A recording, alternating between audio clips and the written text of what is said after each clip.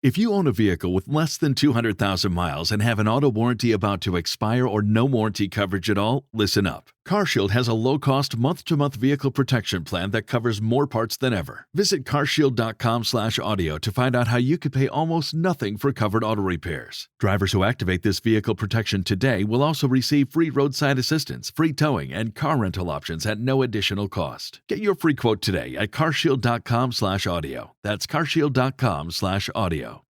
This podcast is brought to you by patreon.com/Talking Simpsons. Head there to check out exclusive podcasts like Talking Futurama, Talk King of the Hill, the What a Cartoon Movie podcast, and tons more.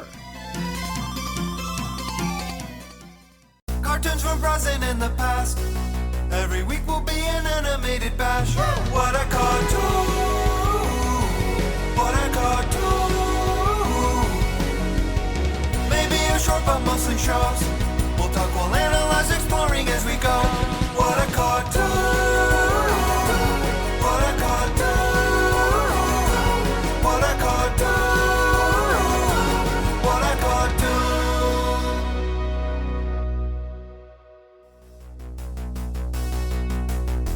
Hello, everybody, and welcome to What a Cartoon, where we're just sick about the whole thing. I'm one of your hosts, the anarchist who's into industrial music, Bob Mackey, and this is an audio exploration of every cartoon ever. Who is here with me today, as always? Henry Gilbert, and I could go for some vodka and coffee and fridge mix. And this month's podcast is all about the Kids in the Hall episode, Season 3, Episode 14. I'm not gay. Then again, I never used to like asparagus. I do now. Yes, it is April, where you are the fool, because you were expecting us to podcast about a cartoon. Well, if you were, you weren't paying attention for the past 5 years, and if so, we forgive you. It's been a wonderful tradition of going into the live action each year, and it shifted from just live action cartoons to us just being our biggest comedy nerd selves and fully embracing that. Yes, because we make the rules. And if you miss some of the past podcasts, I mean, please listen to them. But this is our 6th time that we're covering a live-action subject. To date, we have covered Strangers with Candy, The Adventures of Pete and Pete, Get a Life, Saturday Morning All-Star Hits, and Mr. Show with Bob and David. And I think this makes a good accompaniment to the Mr. Show podcast because they're both sketch comedy shows. They're both of the same style of humor, and they're both kind of taking place at the same time, although Kids in the Hall is sort of passing the torch to Mr. Show when they go off the air. Yeah, I really liked, in a thing we'll be talking about later, hearing how Bob Odenkirk reflected on it as being jealous of thinking like, my Mr. Show isn't going to happen because only one non-SNL sketch show gets greenlit every 10 years, and Kids in the Hall was it. Yes, the story of Kids in the Hall is one of deep, deep professional resentment and jealousy that affected them too. Oh, and Saturday Morning All-Star Hits, also produced by Lorne Michaels. So there's a lot of synergy.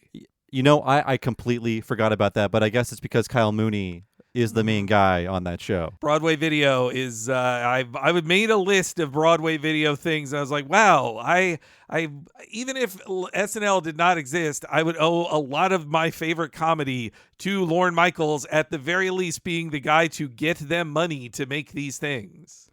You know, doing research for this made me like Lorne Michaels a lot more than I thought I did. Even though I will admit he is an evil weirdo. Yeah. He's done a lot for comedy, so we can forgive all of the how he's just this distant, weird father figure for a bunch of twisted comedians with alcoholic fathers. Yeah, there's a lot of people like him in his generation who ended up with a lot of my favorite creative folks who were Gen X who ended up loving him because he became a father figure to guys who had horrible childhoods. Mm-hmm. So to kick things off, Henry, what is your personal relationship with the sketch comedy program and the comedy troupe, The Kids in the Hall? Well, I thank you very much for picking this one, Bob, because I am also a big fan. I would say you are a bigger fan than me, but some of my favorite moments of hanging out with you is been Kids in the Hall related, and yeah, I mean. As I charted it in preparation of this, I was like, it had to have been early in the Comedy Central run, which would be, I believe, 95. I say this because I remember seeing the commercials for the movie and thinking, I know what this is because I've been watching it on Comedy Central. So it had to be before the 96 movie. And yeah, I watched it obsessively on Comedy Central over and over and over again. And then it kind of, when I would then rewatch stuff from it as time would go on, I still loved it, but I didn't obsess about it after that one 5-year period like I did with Mr. Show. And it's probably because I did not invest in Kids in the Hall DVDs whenever they became available. I only bought them recently, actually. And the problem is too many episodes. Mr. Show 30, Kids in the Hall 100. That's true. That's the real problem. And yeah. And I couldn't even see Brain Candy in theaters. It was nowhere near me. I had to wait for the VHS. But I followed the kids everywhere. I was a longtime news radio watcher. Every time any kid appeared in anything, I was always excited. And personally, as I could identify with every kid, but also all the gay stuff that Scott Thompson was doing was a big deal to me as a closeted kid. It was some of my first introduction to gay comedy, and I really love that. So yeah, I've been a longtime fan, and I've seen them live several times. We were very lucky to live and then work for SF Sketchfest, or work with SF Sketchfest, which had deep respect for the Kids in the Hall. SF Sketchfest, which recently put us on the same level as Kids in the Hall via a promotional email, where we are placed next to them. I took great pride in that. Absolutely. Although I thought, I'm not worthy to be, even in the same advertisement as the Kids in the Hall. No, but I'll take it. I'll take it. Yeah. Sketchfest. Thank you. Thank you so much. Yeah, doing this research, it made me realize, I like Lorne Michaels more than I thought I did. And this show, I like this show more than I thought I did. And I thought I loved the show, but I see how it's informed so many parts of my life. So we'll go over the history of the show, but the history starts in the late 80s. And that's when I first saw the Kids in the Hall, because we moved in with my grandma. Hey, I've got a bad dad too, just like most of these guys. And my grandma had HBO, and I never had HBO. And I was 7. And there's this show called Kids in the Hall that's on. And I watched some of it. I think it's very funny. And I repeat one of the jokes to my mom, and I don't remember what the joke was. It might have even been I'm crushing your head, the Mark McKinney character. But when I told my mom, she's like, "Oh, where'd you hear that joke?" And I said, "Oh, the Kids in the Hall." And she said to me, "Do you think you should be watching that?" So that was one of the first and few times what I was watching was actually challenged by a parent. So yeah, after that, it disappeared from my life. And then, like you, Henry, I fell in love with the show hardcore with the Comedy Central reruns. And this was a big show for Comedy Central. It was at a time before South Park. The second highest rated show on the network was Kids in the Hall reruns. The first highest rated show, Saturday Night Live reruns. So they were a big reruns warehouse until all of the original programming really hit it big in the late 90s. No, Mystery Science Theater and it both really spoke to us as kids, and to know that Mystery Science Theater is a bunch of nerds explaining, being funny together. And then as you learn about the Kids in the Hall, that they're also they're nerds who want to be punks and also had terrible childhoods. It's just this is why I love these guys. I was experiencing a terrible childhood. There's a sketch in this one that I was I wouldn't have even remembered it as a list of one of my favorites. But then when I watched it, I was oh, I saw this when I was 13 or 14. And Bruce McCullough's advice was actually embedded deeply in me. I'm reflecting on it now, and I thought, I've done half of these things, or at least in my horrible 20s. So we'll talk about it later. Yes. So yeah, see it as a 7-year-old, then fall in love as a teen with the reruns, watching them every summer. I think there was an hour of it on every day after the SNL rerun. And this was in the mid to late 90s when I was doing this. A very homophobic time, and we'll talk about how homophobia kind of affected their careers and the popularity of the show. But I honestly feel like living in the suburbs of Ohio, this show made me much less homophobic than I would have been if I hadn't seen it. But at the same time, it was a show I could not talk to anyone else about because I was terrified that they would think I was gay for liking this show. And in the book about the Kids in the Hall, One Dumb Guy, we'll talk about that soon, Scott Thompson says when he was in school, the worst thing you could be called was gay. That was still true 25 years later when I was in school. So there was this fear like, oh, I love this show, but it's about guys in drag and there's a gay guy on it. A gay guy on TV? What's going on? And it wasn't until I got to college that I realized all these cool people I'm meeting have watched Kids in the Hall, and we can talk about our favorite sketches, and we're free. We're free to talk about this. So it was a very freeing experience to know that it was finally okay to discuss this material. So then much later in my life, this is the Bob Mackey story, by the way, I was unemployed for an entire year. That would happen more than once in my life. And during that time period, because there were no jobs, there was not even the hope of even a menial job. My projects were, I'm going to rewatch series I like. So I rewatched things like Seinfeld and Daria. I watched Twin Peaks for the first time. And I decide I'm going to start getting the Kids in the Hall DVDs through Netflix and just watch the entire series chronologically in order, which was the first time I did that. And that was something that helped keep me alive in a very dark and depressing time in my life, living in a horrible town with no hope. And I feel like that's the best time to watch Kids in the Hall because so much of the comedy is about lovable losers or just failure. And I feel like, I can relate to this, and this is cheering me up.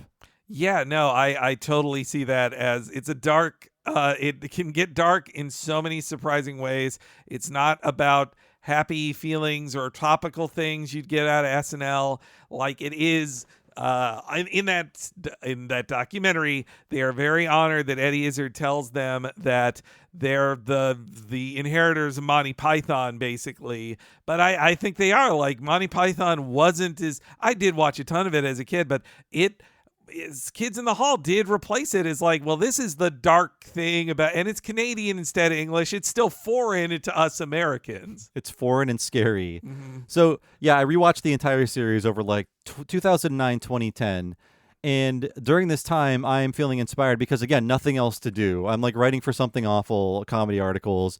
A friend and I basically kind of start our own comedy troupe, mostly writing and making videos. And he's going to leave to get a job because there are no jobs again. So before he leaves, we do one comedy show locally, and I'm still very proud of what we did there. But it inspired me to create a comedy show and a comedy troupe, and we were kind of doing the same thing. We're nowhere near as funny or talented as Kids in the Hall, obviously. I don't need to say this, but when we do live shows, I feel the thrill that I did when I first started doing comedy with a friend of mine 15 years ago. And I think I owe it to Kids in the Hall, even though I was obsessed with Mr. Show. It was during that Kids in the Hall renaissance I was experiencing that I thought, why don't we try doing this? There's literally nothing else to do and no stakes. Man, that's beautiful. Well, especially because us live shows in Kids in the Hall and Sketchfest have there's a fun end to that story. Yes. And so, yes, I moved to California eventually. I see Kids in the Hall in 2008 live. It was great. And then Henry and I, in 2017, after we're coming back from the reveal of the Nintendo Switch, we're flying back from New York to make a Kids in the Hall show in San Francisco. And we see them doing the table read for Brain Candy live. And we're basically in the front row. And it's not just everybody calmly reading their scripts. They're acting out every scene. It's beautiful. It made me love the film even more than I already did. So, I feel like I need to see them again to continue this Kids in the Hall obsession. They're not touring right now, but next time they do tour, I will have to see them because now I love Kids in the Hall so much I became a Canadian. That's when I saw a couple of, I was rewatching some other old sketches, and there's the bit of, it's another one with the Stay Down couple in it, and Mark McKinney's character is saying, I moved from Vancouver for you, and I was like, wow, that's a great. Actually, I saw that same sketch when I was just watching random episodes, and I think Bruce says, "Oh, my sweet Vancouver flower," or whatever. But yeah, I mean, sorry for going on so long, but in going over my life in Kids in the Hall, I realized just how vital it has been to me to craft, comedy, to make me think about performing and things like that. And I'm really loving coming back to it now and watching episodes over again and doing all of this research and reading the Paul Myers book again. Yeah, that 2017 Brain Candy was so amazing because it was something to learn how much at one time they hated that movie, that they performed it live, and like they're singing happiness. Bruce is singing Happiness Pie live for everybody. It's just beautiful. And that me and you would like only Kids in the Hall would get us to be, we were so exhausted after a cross-country flight, New York to San Francisco, and within 2 hours, we're in the Castro Theater watching the Brain Candy. Oh, you know what? One thing I totally forgot to put in my notes, and I thought I made a reminder to do this. Like, we were blessed by the Kids in the Hall when we started performing. And yes, it was one of them just being polite to us, but I took it to heart because we are arriving at Piano Fight in Oakland for our first real live show, and Kevin McDonald is there. He was teaching a class, and we're just kind of dumbstruck, and he realizes, like, I have 3 white comedy nerds. I need to get out of here. And he's like, best of luck in your comedic endeavors. And he just left. And I thought, like, oh, we have been blessed. By one of the Kids in the Hall. We can do this. And I remember him being there, his intonation. I remember standing in line behind him while he was getting pizza the previous year at that Brain Candy table reading. So Kevin McDonald has kind of been haunting the Talking Simpsons Foundation. That is one of my favorite moments of our professional lives. Of that, he probably. I think we were both trying to be as cool as possible about it and try to not freak out. But yes, I think he knows.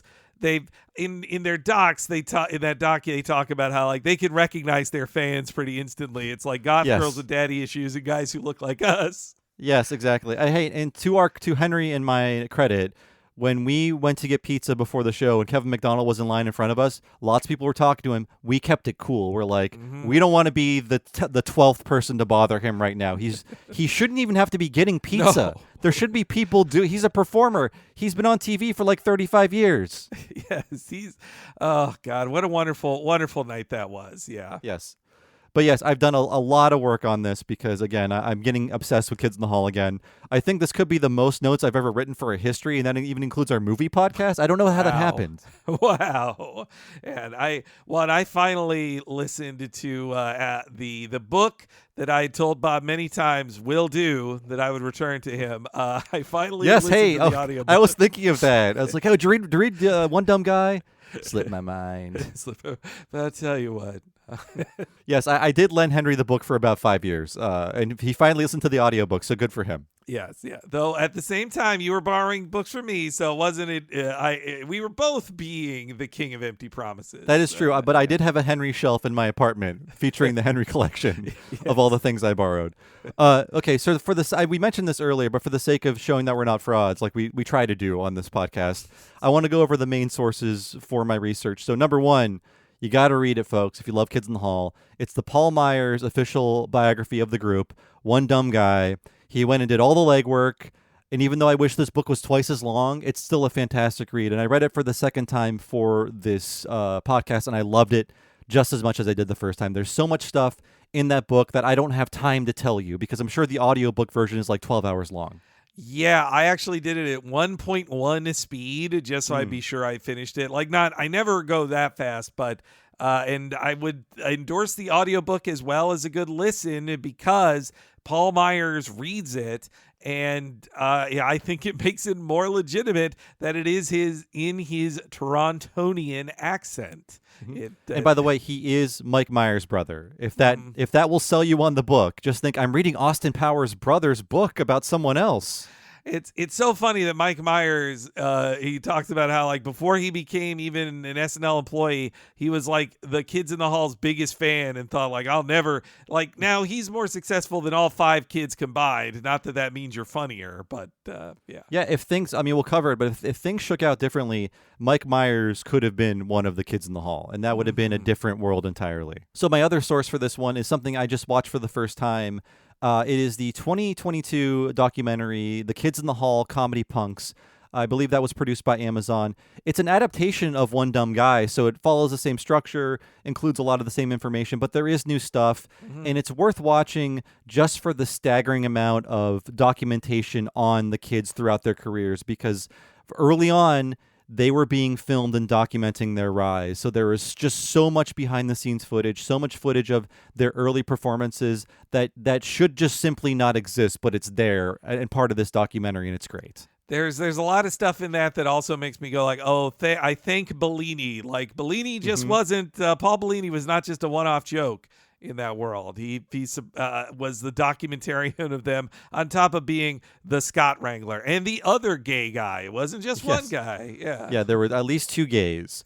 Yes, those are my 2 main sources, and there is no shortage of info about Kids in the Hall out there because comedy nerds love them. Comedy nerds love documenting things. We're doing it now. So please check out those sources if you want to know more.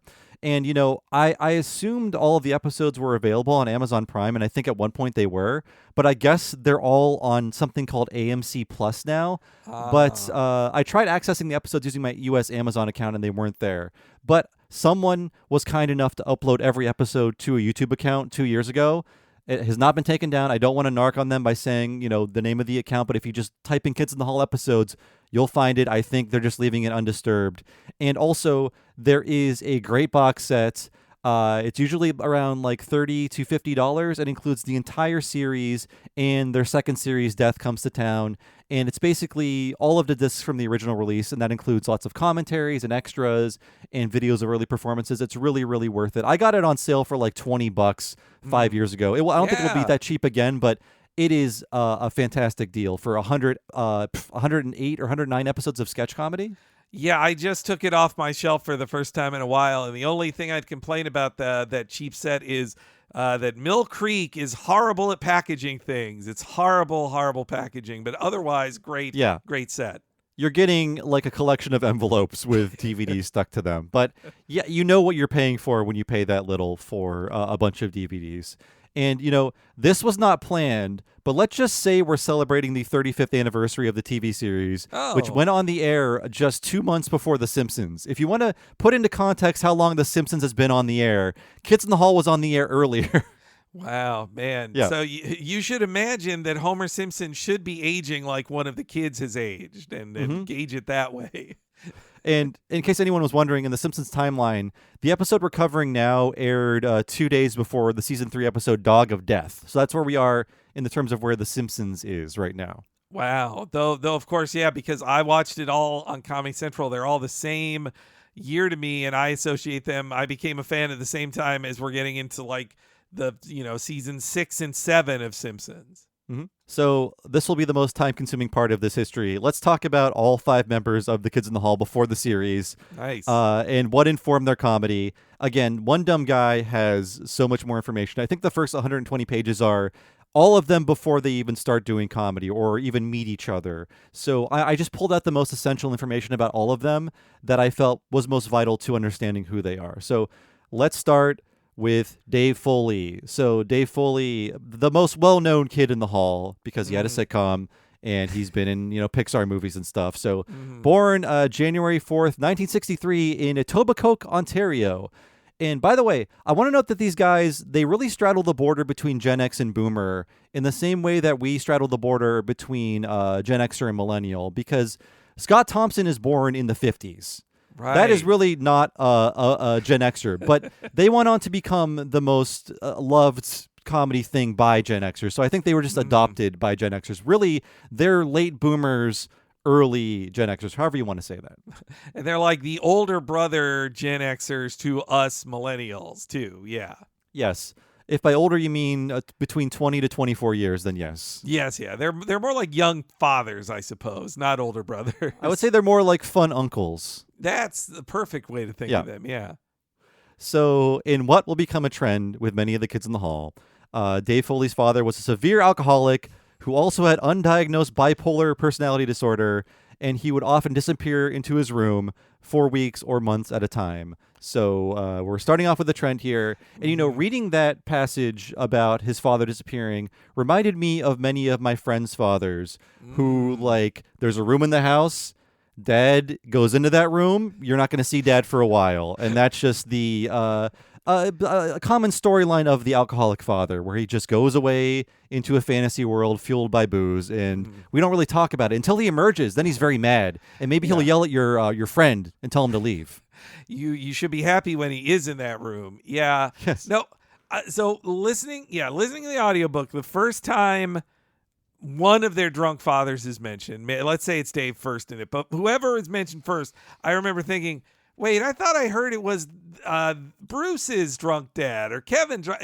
It then became like, oh wait, it's all of the like. But yeah, the Dave one, he has some of the funniest jokes about how like, oh, what made me funny is that I had to like entertain a cruel asshole my whole childhood.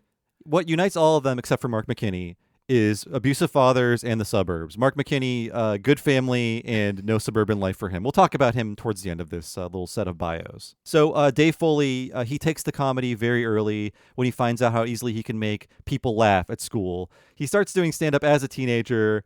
In fact, he's so focused on comedy in high school, he just drops out of high school. So Dave Foley, high school dropout. Wow. Yes. I did not know that. Damn. He is a role model. So Dave Foley is looking to improve his comedy. He starts taking improv workshops and realizes he likes working with other people more than stand-up, way more than stand-up, and writing jokes alone.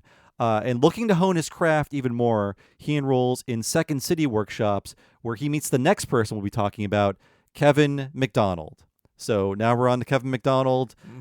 He was born May 16th, 1961 in Montreal, Quebec, or Quebec, however you want to say it. So he's a Quebecer. Yes.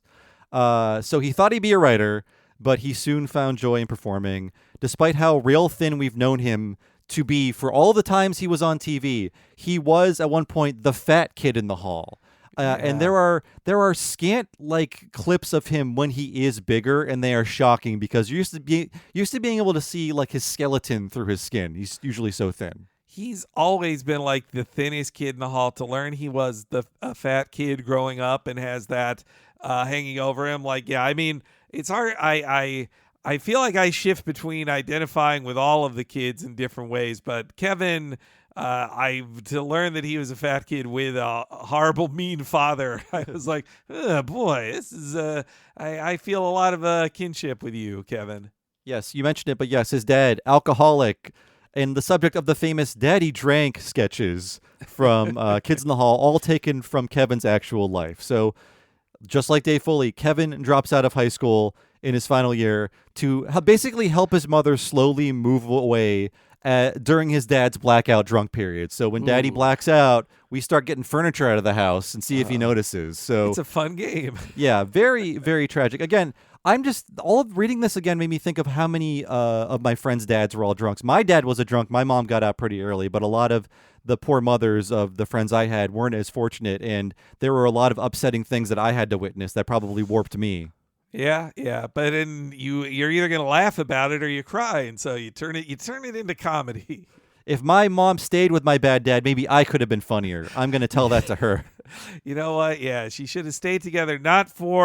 She should have stayed together for the kids to give them better comedy they'll make later. This stability isn't doing anything for me, comedy-wise. What are you thinking? Anyhow, yes, Kevin's dad, alcoholic.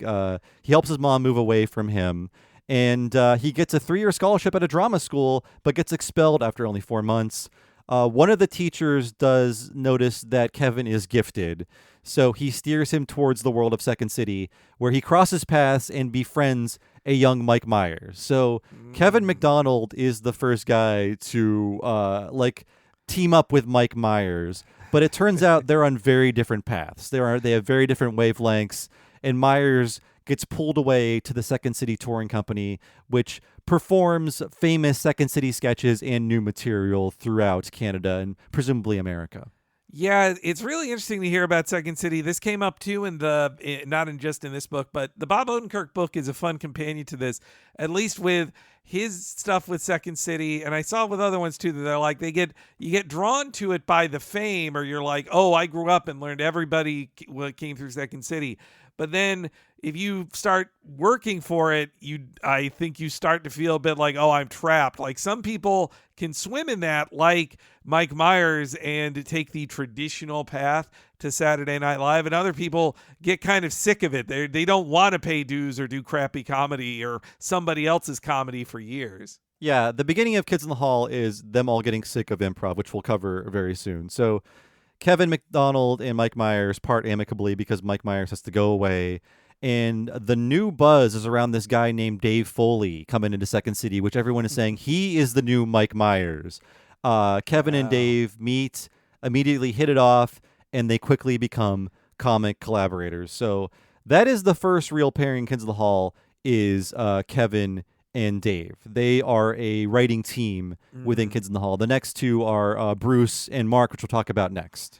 Yeah, I mean, if you're a longtime kid fan, when you learn that Dave and Kevin got started as a combo, so they're like a combo within the group, like it makes sense how many of the best sketches for both of them are them together, be it, Citizen Kane or Simon and Hecubus, or just these great combo characters. They work so perfectly together.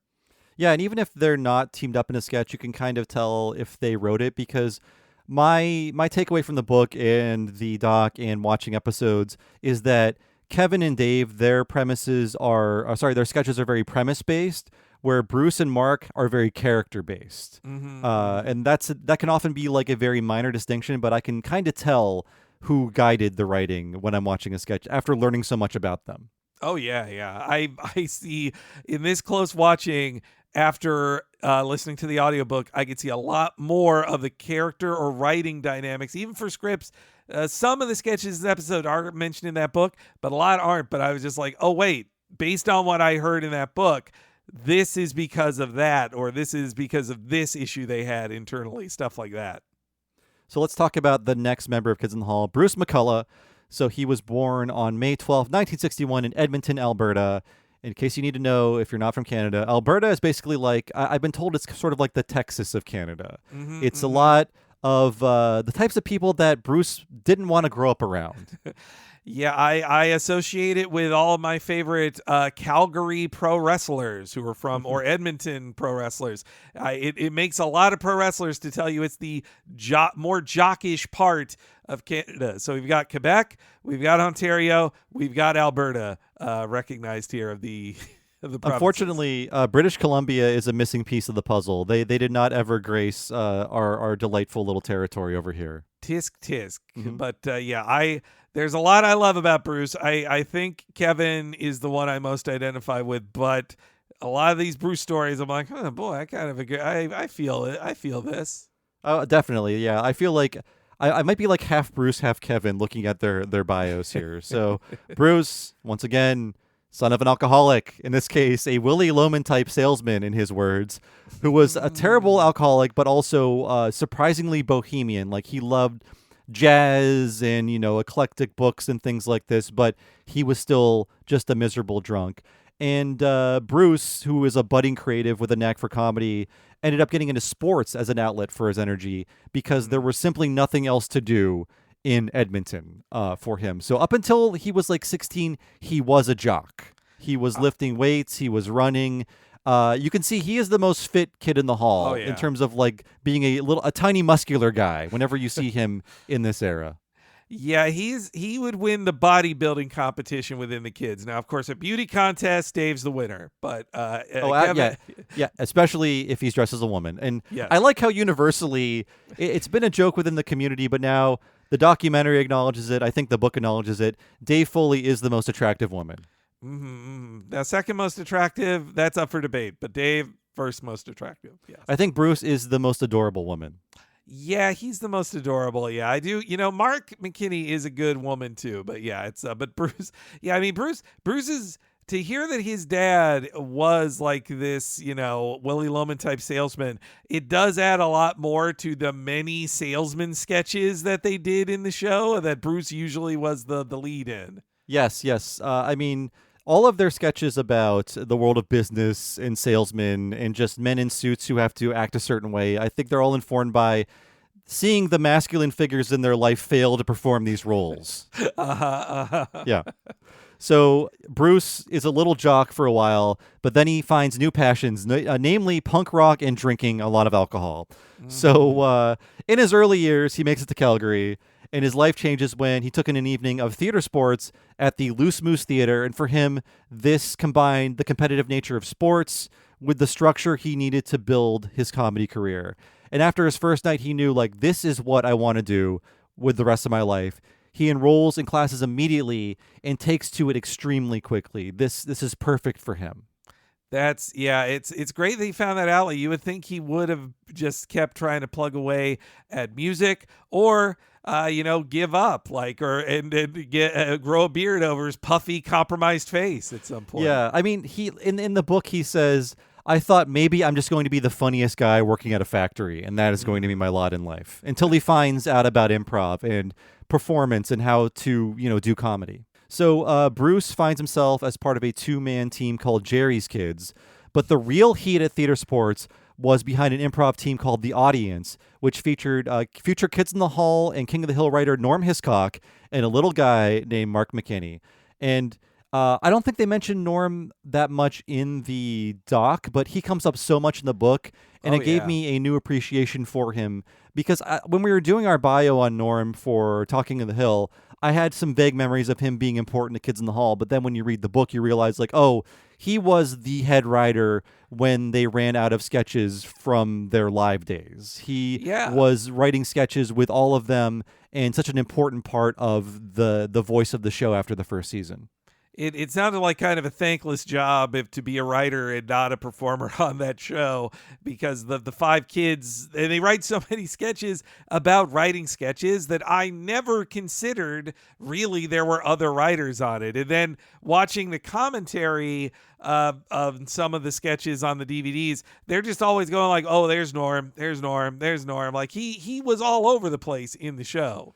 Yeah, they also said they were so vain that they wouldn't let any writer write a sketch on their own. It always had to be with one of them. Yeah, that's fun. There's something about their inability to delegate as well that I was like, oh, I should learn something from this too. So yeah, Bruce ends up in Calgary. He hears about this new improv team that everyone loves called The Audience that has Mark McKinney and Norm Hiscock. Let's talk about Mark McKinney. So born on June 26, 1959 in Ottawa, Ontario, he is the WASP of the crew. He did not have a normal upbringing, but it seemed to be rather pleasant. So seemingly no alcoholic parents. He did not have any extreme childhood trauma that he has talked about. So none of that to work through, unlike all the rest of them. And I recall something from One Dumb Guy where a very emotional moment happens, and Bruce remarks that even Mark was crying, and Mark is a fucking robot. So right. Seemingly, this is what they think of a guy who has had, a stable, pleasant life. That is not. They're not tortured by all these demons. It was funny in that Comedy Punks doc that he keeps saying like I was a diplomat's son. I didn't do that stuff. Or also he would even say like, no, I didn't do that. Like he does worry that he might embarrass his diplomat. There's a clip in that of him saying it's a video of him early in his career saying, I thought I was going to end up the prime minister, and instead here I am on this stage. Yeah, and importantly, he took all of the big phone calls because I guess Lauren thought he's a diplomat's son. He should be able to do this. The rest of them are all kind of fuck-ups. I mean, Lauren is he has a WASP leanings as well, and I think he looks at that. I also do think I rewatched a couple DeRille sketches, and I was like, boy, I wonder how much of this is Mark's, like, what Mark thinks people think of his childhood when he tells childhood stories. Yeah, he is that character has a lot of great affectations. But yeah, Mark, he grew up the child of a Canadian diplomat, and he lived in places as different as Denmark, Trinidad and Tobago, and Paris. And since he was constantly the new kid in different locations and always the foreign kid, he took to humor as a way to make new friends easily and make people laugh. So why he took to this is obvious when he needs to find new people wherever he goes.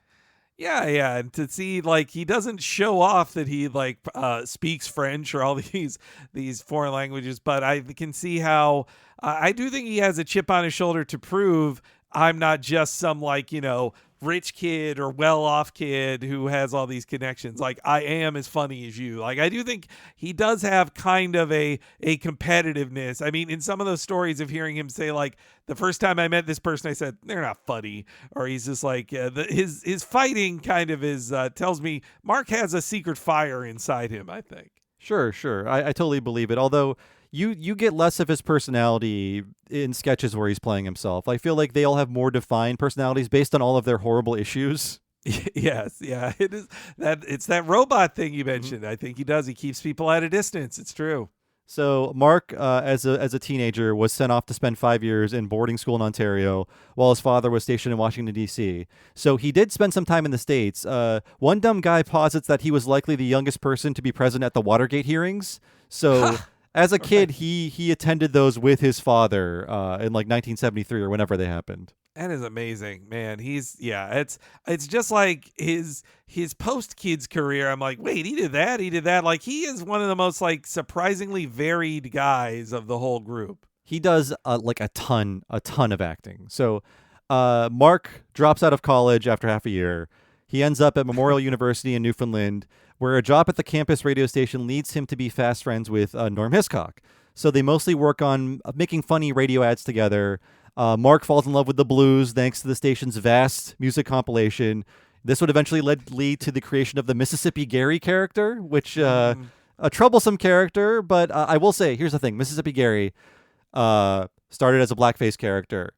Within a few years, or maybe even 1 year, they removed that element of the character. So I will say that was like 1990. And we like 10 years later, Jimmy Fallon is doing Chris Rock on SNL in blackface.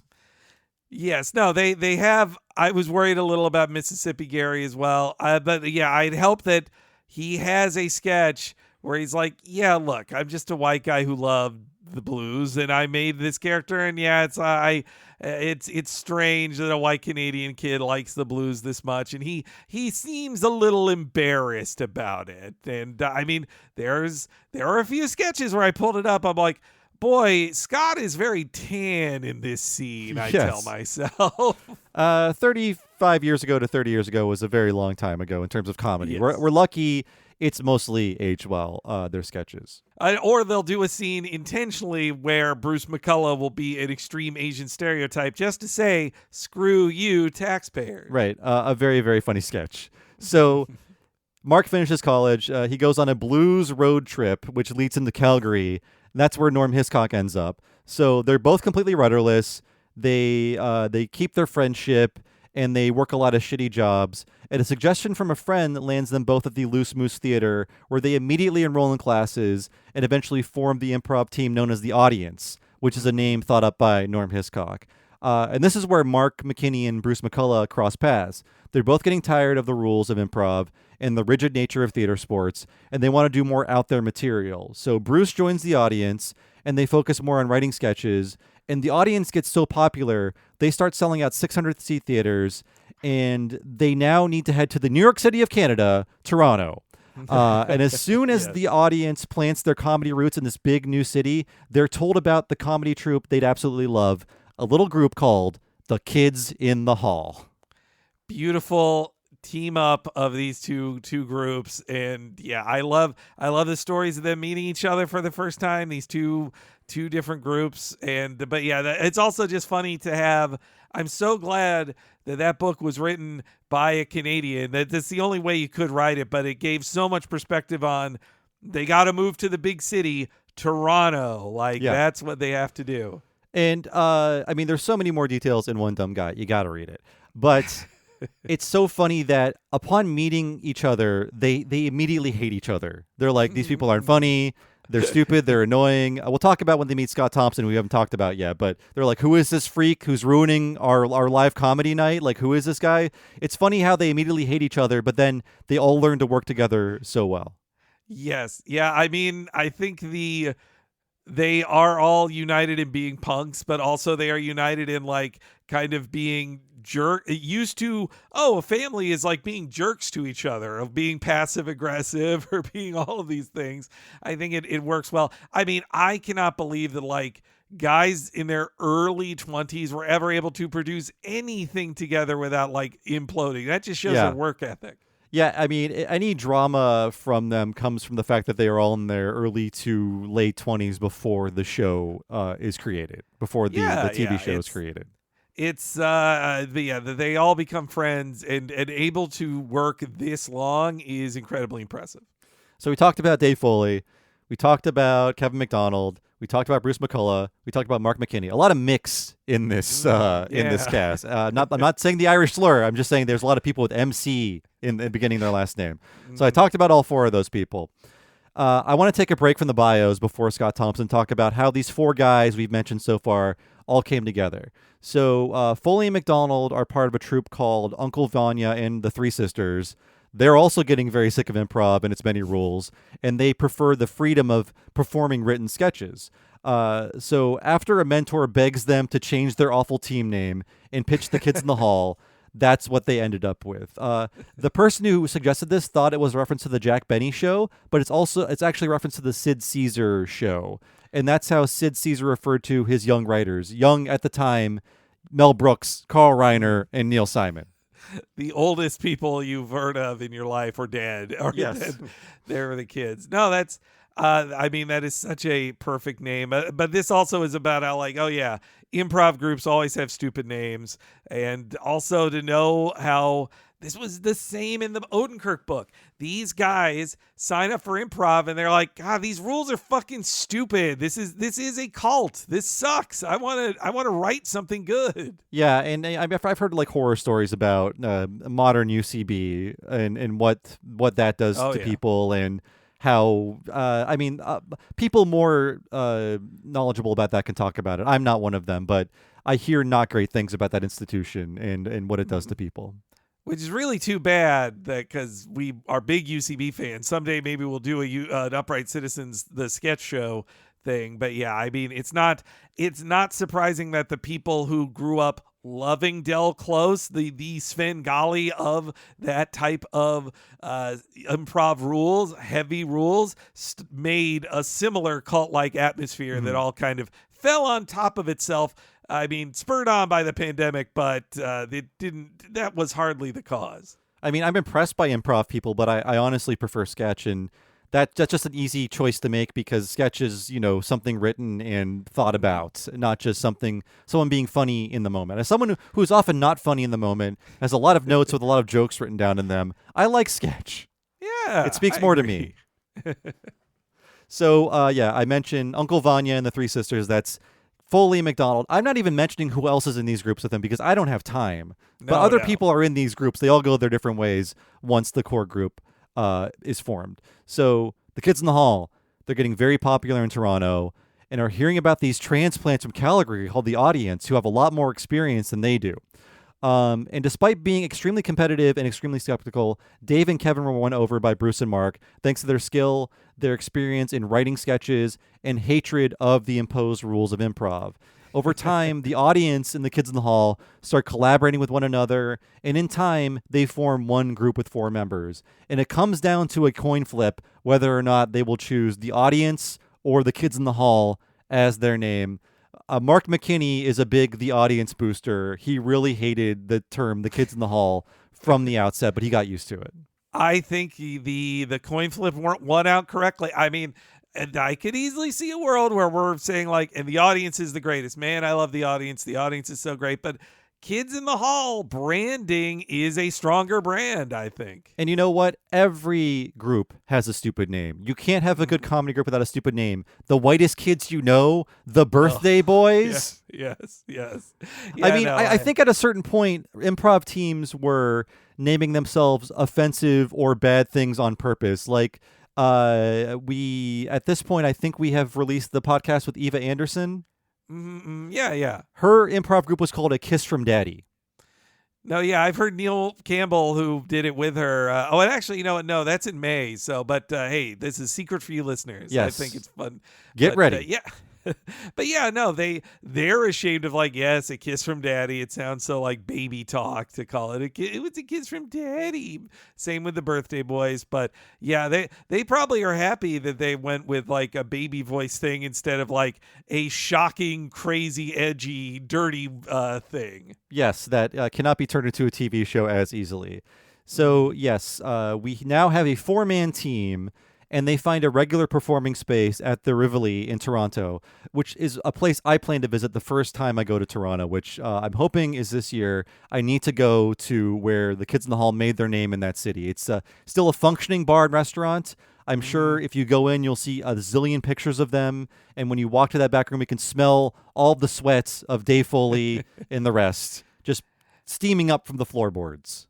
I wonder how many nerds they get doing pilgrimages there, like every day. Like same with like the people who live across the street from the original Nintendo factory. That they have to see all these nerds every day. And their debut show at the Rivoli also featured 3 pals of Bruce who would become longtime collaborators with the Kids in the Hall, a 3-man band known as Shadowy Men on a Shadowy Planet. So even back before the TV show, even before Scott Thompson, they were working with them, and Having an Average Weekend was the song that would play as the sketch show would begin every night.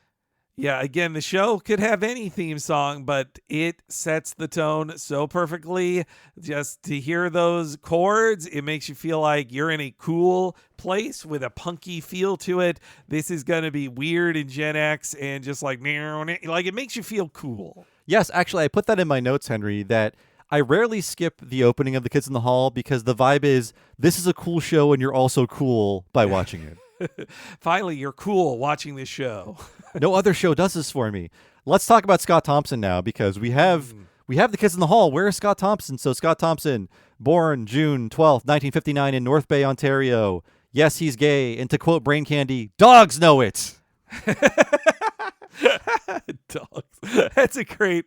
Oh man, no, his gay stuff was really big to me. Like, and I loved.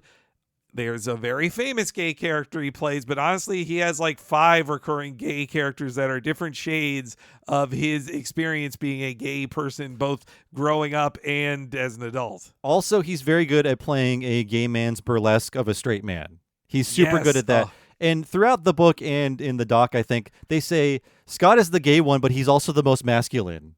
It's so true, he is the best at playing like a straight masculine man.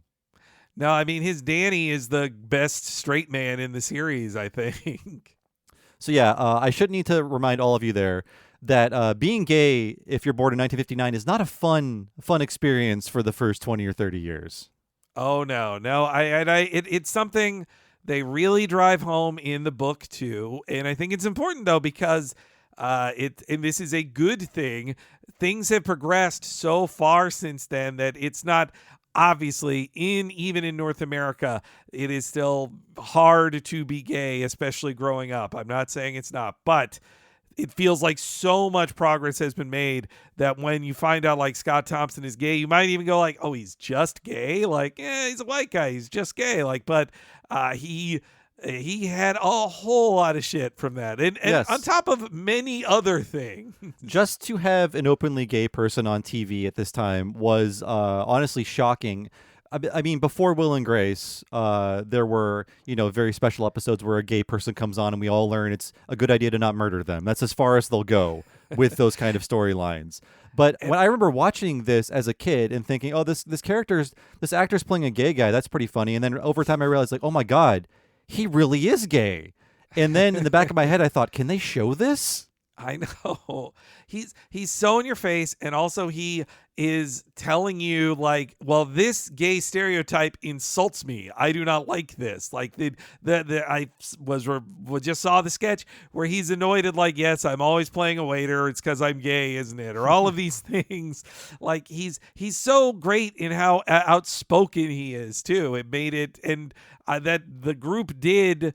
Not allow him, but he was going to be it. But to have such an openly gay character in the show or actor that it then makes them a gay troupe, which they talk a ton about in the book and in the doc as well. That it's like, oh, they're the gay troupe, right? Yeah. I like how super honest he is, because he admits that him being in the troupe, being openly gay, and them doing so much stuff with gender really affected the future of the show and their careers. If they weren't doing all of that stuff, they could be a lot more successful. But it's not like he's regretting that they did the stuff. He's just confronting the fact. And again, I couldn't talk about this with my my high school friends because the fear of saying, oh, you're watching that gay sketch show. Are you gay? Yeah. No, I had to be like, oh, well, yeah, the Scott ones are fun, but I could never say, I couldn't share as much with friends of like, oh yeah, this is why I like the Scott scenes or why I love, there is something beautiful about how Buddy Cole says fag. Like, he just loves saying it. Like, it's so fun. And this also made me think how Kids in the Hall kind of got me into writing regular columns for my college newspaper, because I just was bored and writing them funny letters because the paper honestly sucked. I mean, it was a college paper. Who cares? And I think I wrote a letter about how much I didn't like the Chappelle Show because everyone around me was being irritating about it. And I was writing about like other shows people should watch. And someone responded to me because I mentioned Kids in the Hall, and they were like, "Oh, I don't want to watch a bunch of guys in dresses walk around." So that was printed in my 2005 college newspaper. That's terrible. Yeah, but that was the response in 2005 to me saying, "Watch Kids in the Hall." Oh, a bunch of guys in dresses. Okay.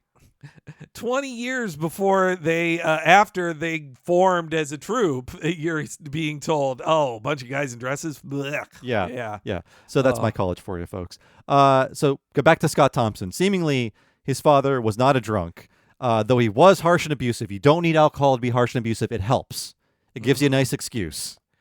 No, the stories of his mean father again, like, had an echo of feeling to me. I mean, too, like he has a very dark joke. He has many dark jokes that I love. And one of them was saying that his dad's hate for him tried to beat the gay out of him, but it just made him like it rough. Which I was like, oh my, what a dark joke. Yeah, he grew up with a stern dad, a lot of brothers. He grew up just studying masculinity because it was all around him, and it fascinated him.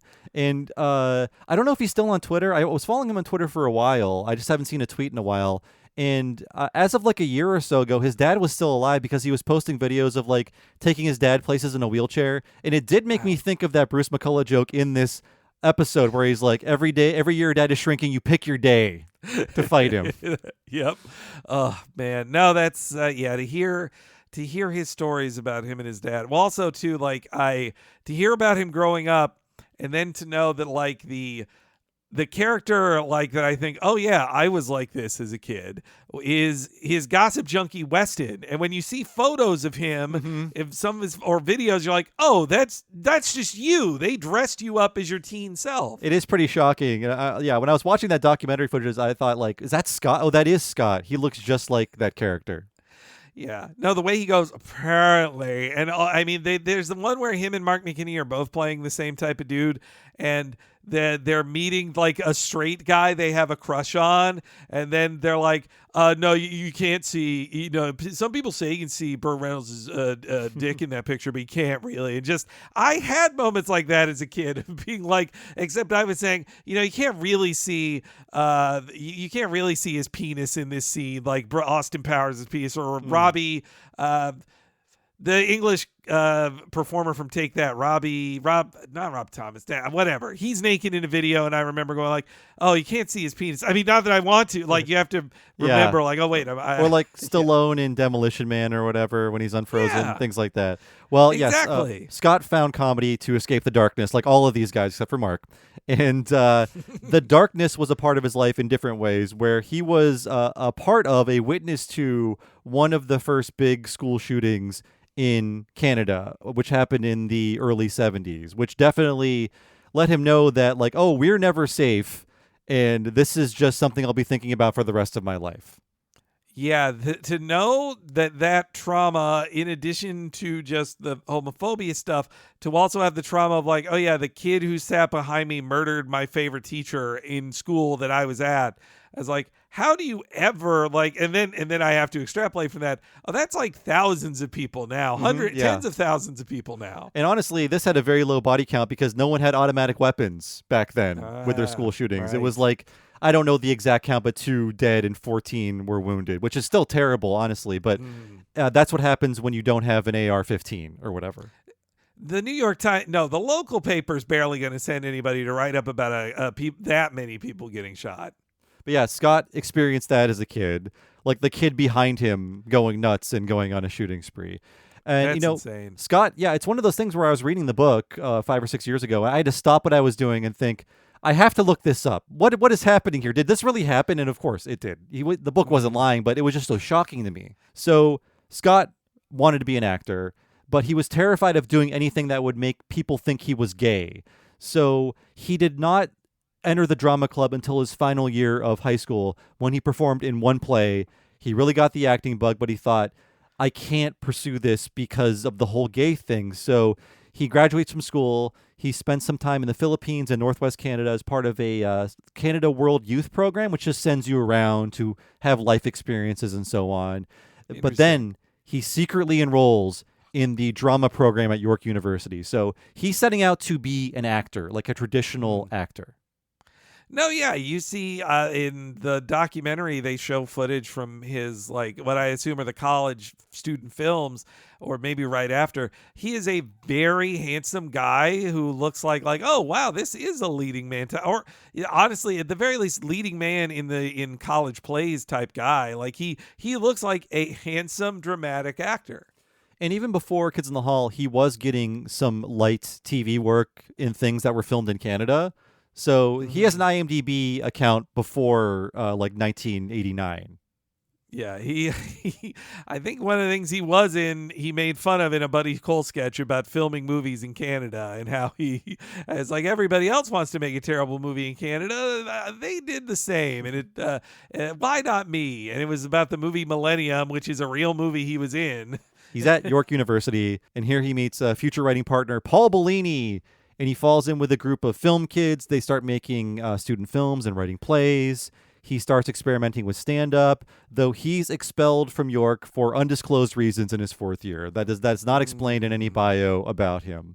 Interesting. But like I said earlier, he gets some legit acting gigs, but he finds his true calling in the fall of 1983 when he and his friend go to an improv night featuring both the audience and the kids in the hall.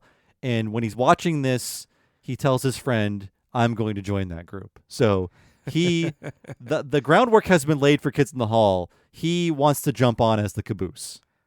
It's amazing. He's the outsider. Like, to see it as two duos and then a fifth guy just shows up and it's like, I'm in your group, right? Like, yeah, they explain how he was just showing up and harassing them and ruining their shows and alienating them. They did one show where part of the show was they taped a donut underneath every chair, and when Scott sat down, he noticed this and he started like pulling the donuts off the chairs and throwing them at the kids in the hall when they were on the stage, just to harass them, just to get their attention.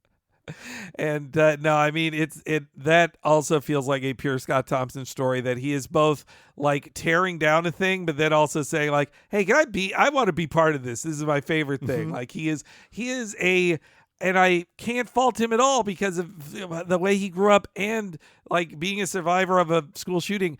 I get why that he is such a like combative guy against any status quo. And even within a group, he is a combative guy. Well, everybody is irritated with this Scott Thompson guy who's ruining their shows and being a weird fan. But Bruce goes to one of Scott's shows to check him out, to see how he is. And he's like, oh, this Scott Thompson guy is really good. They're all very skeptical about it, but then they all eventually agree to hire him. And I think the way he's hired is they're all driving somewhere together. They see Scott Thompson walking somewhere, and they're like, hey, do you want to join Kids in the Hall? And he's like, sure. And that was it. He's part of the group.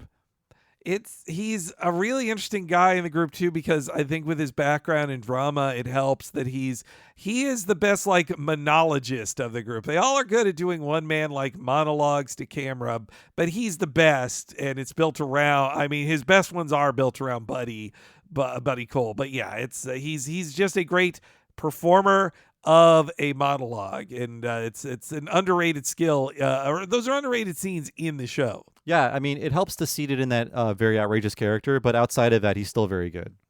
Mm-hmm.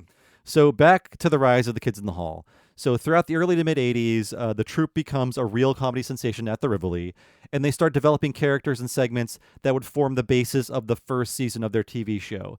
You know, they do sketches, but then they start putting on these long form kind of plays where different sketches are part of one big story. And that will help inform some of their comedy to come as well. Like just more ambitious, thinking about what you can do with the stage. They're doing sort of like cutaways on stage by having a second stage where you can go to like, here's what happened in the past, or like, here's a character in a different environment. They're having fun with what you can do with a live performance within those constraints.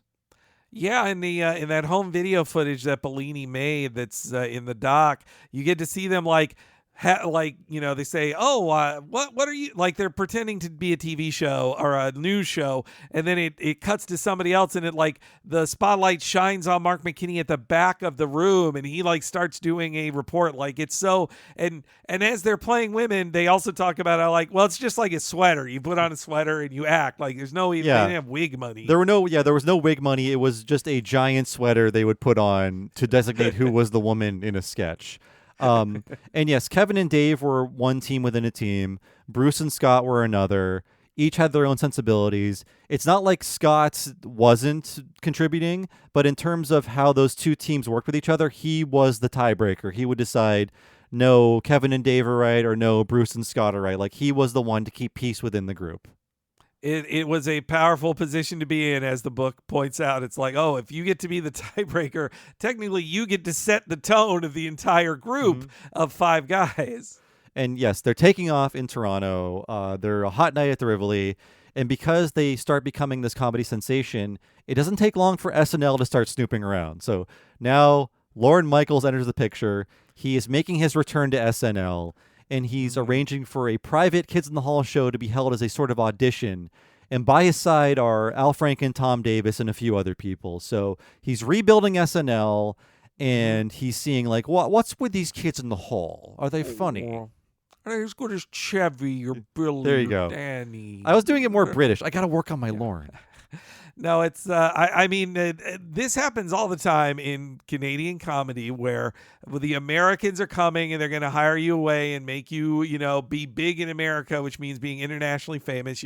It's a level up from, but they make such a great point of how, but when it is Lorne Michaels, this is the god of Canadian comedy in America coming to knight you as the next big Canadian star in America, just like he did at the very least in 86 or 85. It's like, well, he did make all of the Canadians in the original SNL troupe famous.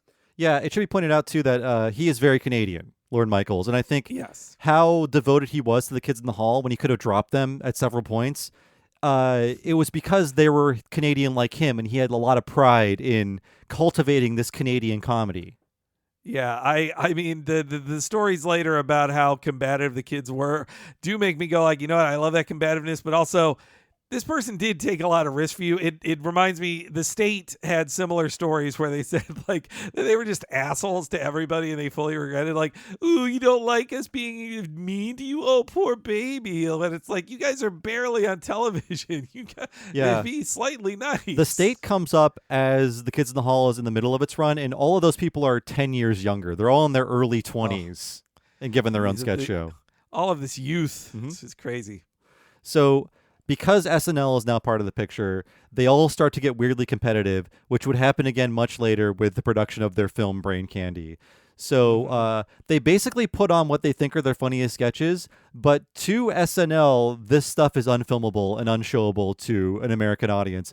They talk about one sketch that they put on where I forget who's playing who, but a character comes out as gay, and it's the parents imagining the future of this character, and it ends with a bucket of confetti with the word AIDS being dumped on him, like he's being given AIDS.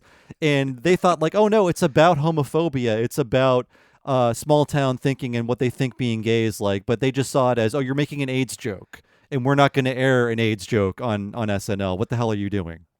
I know, it's to hear, well, and also McCullough, there's that hilarious story that McCullough turned down them at first of just like, well, it's sold out, you can't come. Like, yeah, some SNL person calls and says, Lorne wants to watch your show, and he's like, oh, actually our shows are sold out, and they have to yell at Bruce and say, get them back on the phone, Bruce.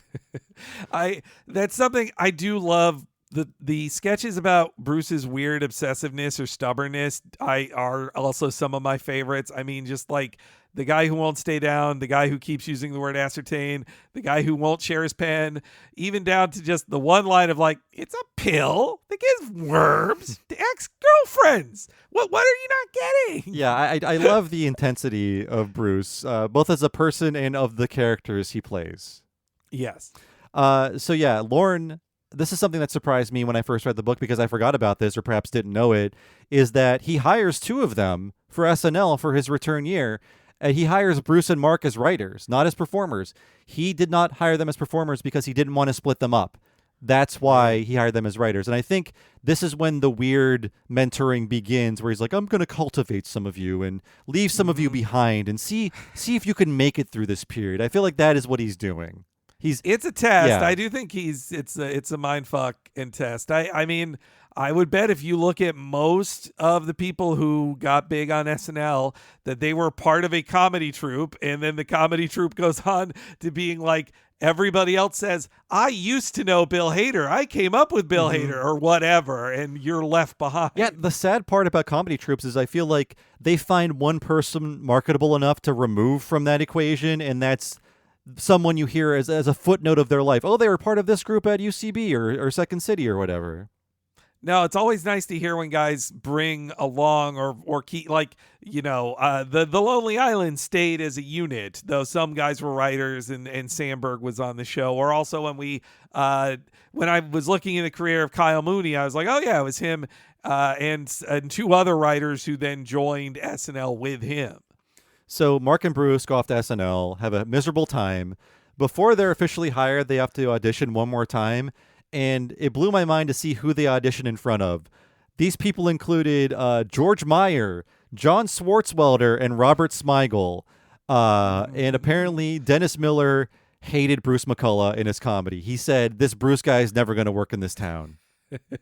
That sounds very much like those two would not get along. Dennis Miller, a conservative comedy guy who is not going to like this punk rock dude. And I mean, also to hear that in the book of like, because we love George Meyer, but then to think of him as an intimidating Harvard guy figure to them, though, if you look at Meyer at the time, like he had done Letterman, he had done the new show, he had been a Harvard graduate, and now he's probably one of the top dudes in Lauren's group for his new season. Like, yeah, and you're just these two guys from Toronto who are like living in New York for the first time in your lives. Like, that's an intimidating guy. Yeah, it's like, you think you're Canadian hot shit? Well, you're in New York City now, motherfucker.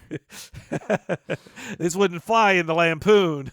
So they're in SNL town for a year. While this is happening, Dave, Kevin, and Scott make some money as part of the Second City touring company, doing existing sketches, but having a lot more fun doing their own thing after that's out of the way. Scott gets fired because he hates Second City and the imposed rules. Kevin and Dave are taken to task. This is when Kevin quits and also quits for Dave. So that's how that shook out. Great. That's pretty great. I mean, I'm not surprised Scott could take it the least. Like, and it seems like a horrible environment for all of them, really. Yeah. They needed to be free and write their own sketches. But whenever SNL is on hiatus, the troupe meets up again at the Rivoli, and because these shows don't happen as often, they feel a lot more special. And the hype for the Kids in the Hall starts building again. And while this is happening, Lorne, behind the scenes, is trying to figure out how to get them on TV. He wants them to stay together, which is why he only chose two to be writers.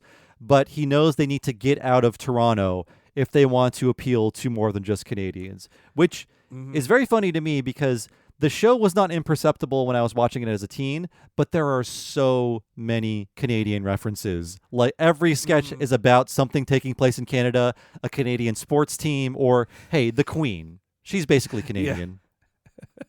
No, yeah, all of these jokes that are so baked into being Canadian, but it was universal to us as Americans, I think. I don't think it precluded it from being, but the kids have a ceiling. I think also a self-imposed ceiling. Like, they don't want to be SNL. And I mean, to hear how terrible a time Bruce and Mark had on SNL as well, like, speaks to that too. Like, they were so spoiled about having their sketches themselves and not having to do like, well, no, this famous person is topical now. Imitate them. Don't or write a scene about this headline. Don't have a funny idea about something from life. Don't make up a character. Base it on something. So Lorne, again, being this weird father figure, he sets up the Kids in the Hall in New York City. And over the course of 6 months, they kind of have a boot camp style scenario where he tells them, you're going to be performing here tonight. Now go do it. And a lot of these shows are for the benefit of executives who are interested in funding their pilot. Apparently, they do like almost 8 or 9 shows just for executives, trying to convince them we are funny enough to fund one pilot. Man, it's amazing too to think about how I think about this in the Simpsons style of this thing that would never be okayed normally to be a TV show is because for the Simpsons, Fox just wanted to get in the business of James L. Brooks. They're like, Brooks, whatever you're going to do. And it first starts with another sketch show, Ullman, and then spins off to The Simpsons. And it's the same deal. Like, Lorne is just so big that they're like, please, Lorne, whatever, we'll take it. Like, or at the very least, he can open the doors to those meetings. Yeah, the Tracy Ullman show is happening while the kids in the hall are training and becoming a big name in Canada and trying to make their footprint in America. So yeah, I totally forgot about that being a late 80s sketch show as well. Yeah, sketch. It seems that sketch is usually just an indulgence of one very rich person who can get it on TV. So Lorne does get the funding from HBO to produce 1 hour pilot, though much of the budget for the pilot has already been spent on keeping these 5 kids, or men rather, in New York City. So they have very little money for the pilot. The kids don't want to compromise their vision. They need to impress people with this pilot, but there's so little money to make anything with. So what are they to do? Well, thanks to a connection from Bruce McCullough, they reach out to the CBC, the Canadian Broadcasting Corporation, who, after some cajoling, agrees to co-fund the project and eventually the entire series. It's always nice to know the Kids in the Hall were funded in part by the Canadian government, and the show could not have happened without this subsidy. The show could not even have gotten a pilot without government assistance. That's man. Again, when you hear these stories, you're like, why tax funds paying for the arts? It makes so much sense, and it gives us so many good things, and yet it's almost impossible in America, even harder to, like, PBS has to beg for money all the time despite getting some money from the government. Like, And then we got to sell Big Bird to HBO or whatever. God, poor Big Bird. Yeah, it's sad. Like, to know, but yeah, all the CBC stuff in it again. In the show, when they would mention it, I'd be like, I guess that's something in Canada. I don't know. It flew right over my head. It wasn't until that Screw You Taxpayer sketch that I realized, oh, this is actually something that's part of the show. Like, they are being funded. I figured out they were Canadian long before that sketch, but that was the missing piece of the puzzle, I guess. But yeah, I thank the CBC for their support of this strange show, which it's so funny to think government money ever went to it for all of it does on the show. So everything is falling into place for the HBO pilot, and it contains the complete vision for the series. The opening with the Super 8 footage, this mix of live action sketches and film sketches, music from Shadowy Men on a Shadowy Planet, who literally had a bandstand in the studio where the Kids in the Hall were being taped. So when you hear music between sketches, it's them playing it live during the performance, during the taping. It's amazing. No wonder they had such great live audience vibes. I think because it's not an American show, they didn't tell you film before a live studio audience, but it was not canned reactions to the comedy on the show. Yeah, when you hear, just like Mr. Show, when you hear laughter during a film sketch, it's because you're hearing the audience's reaction to what they're being shown during that taping. And sometimes I can even be annoyed at, like, why didn't you laugh at this? Or, oh, they didn't get this joke, but they're not cheating by sweetening it. Mm-hmm. Yeah, and some people are annoying and clap too loud, but hey, it's all part of the experience. Yep. That means they're into it. I guess Lorne Michaels didn't like the Shadowy Men on a Shadowy Planet. After the pilot, he thought they'd replace it with something classier, SNL-style band, because he said, it sounds like music in a porno or a strip club, but it's like, that's our vibe. Yeah. They were like, this is our vibe. We want to be this cool alternative to mainstream comedy. At the time, SNL. I'm glad that I think that Lorne did recognize he is somebody.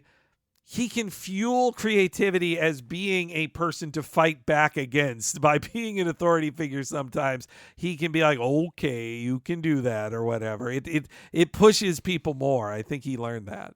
Yeah, again, despite how much of a cruel taskmaster he seems to be on SNL, he let these guys kind of do whatever they wanted, which is astounding. Maybe it's because they were Canadian. Maybe it's because this was his project to make Canadian comedy important, but he really trusted them.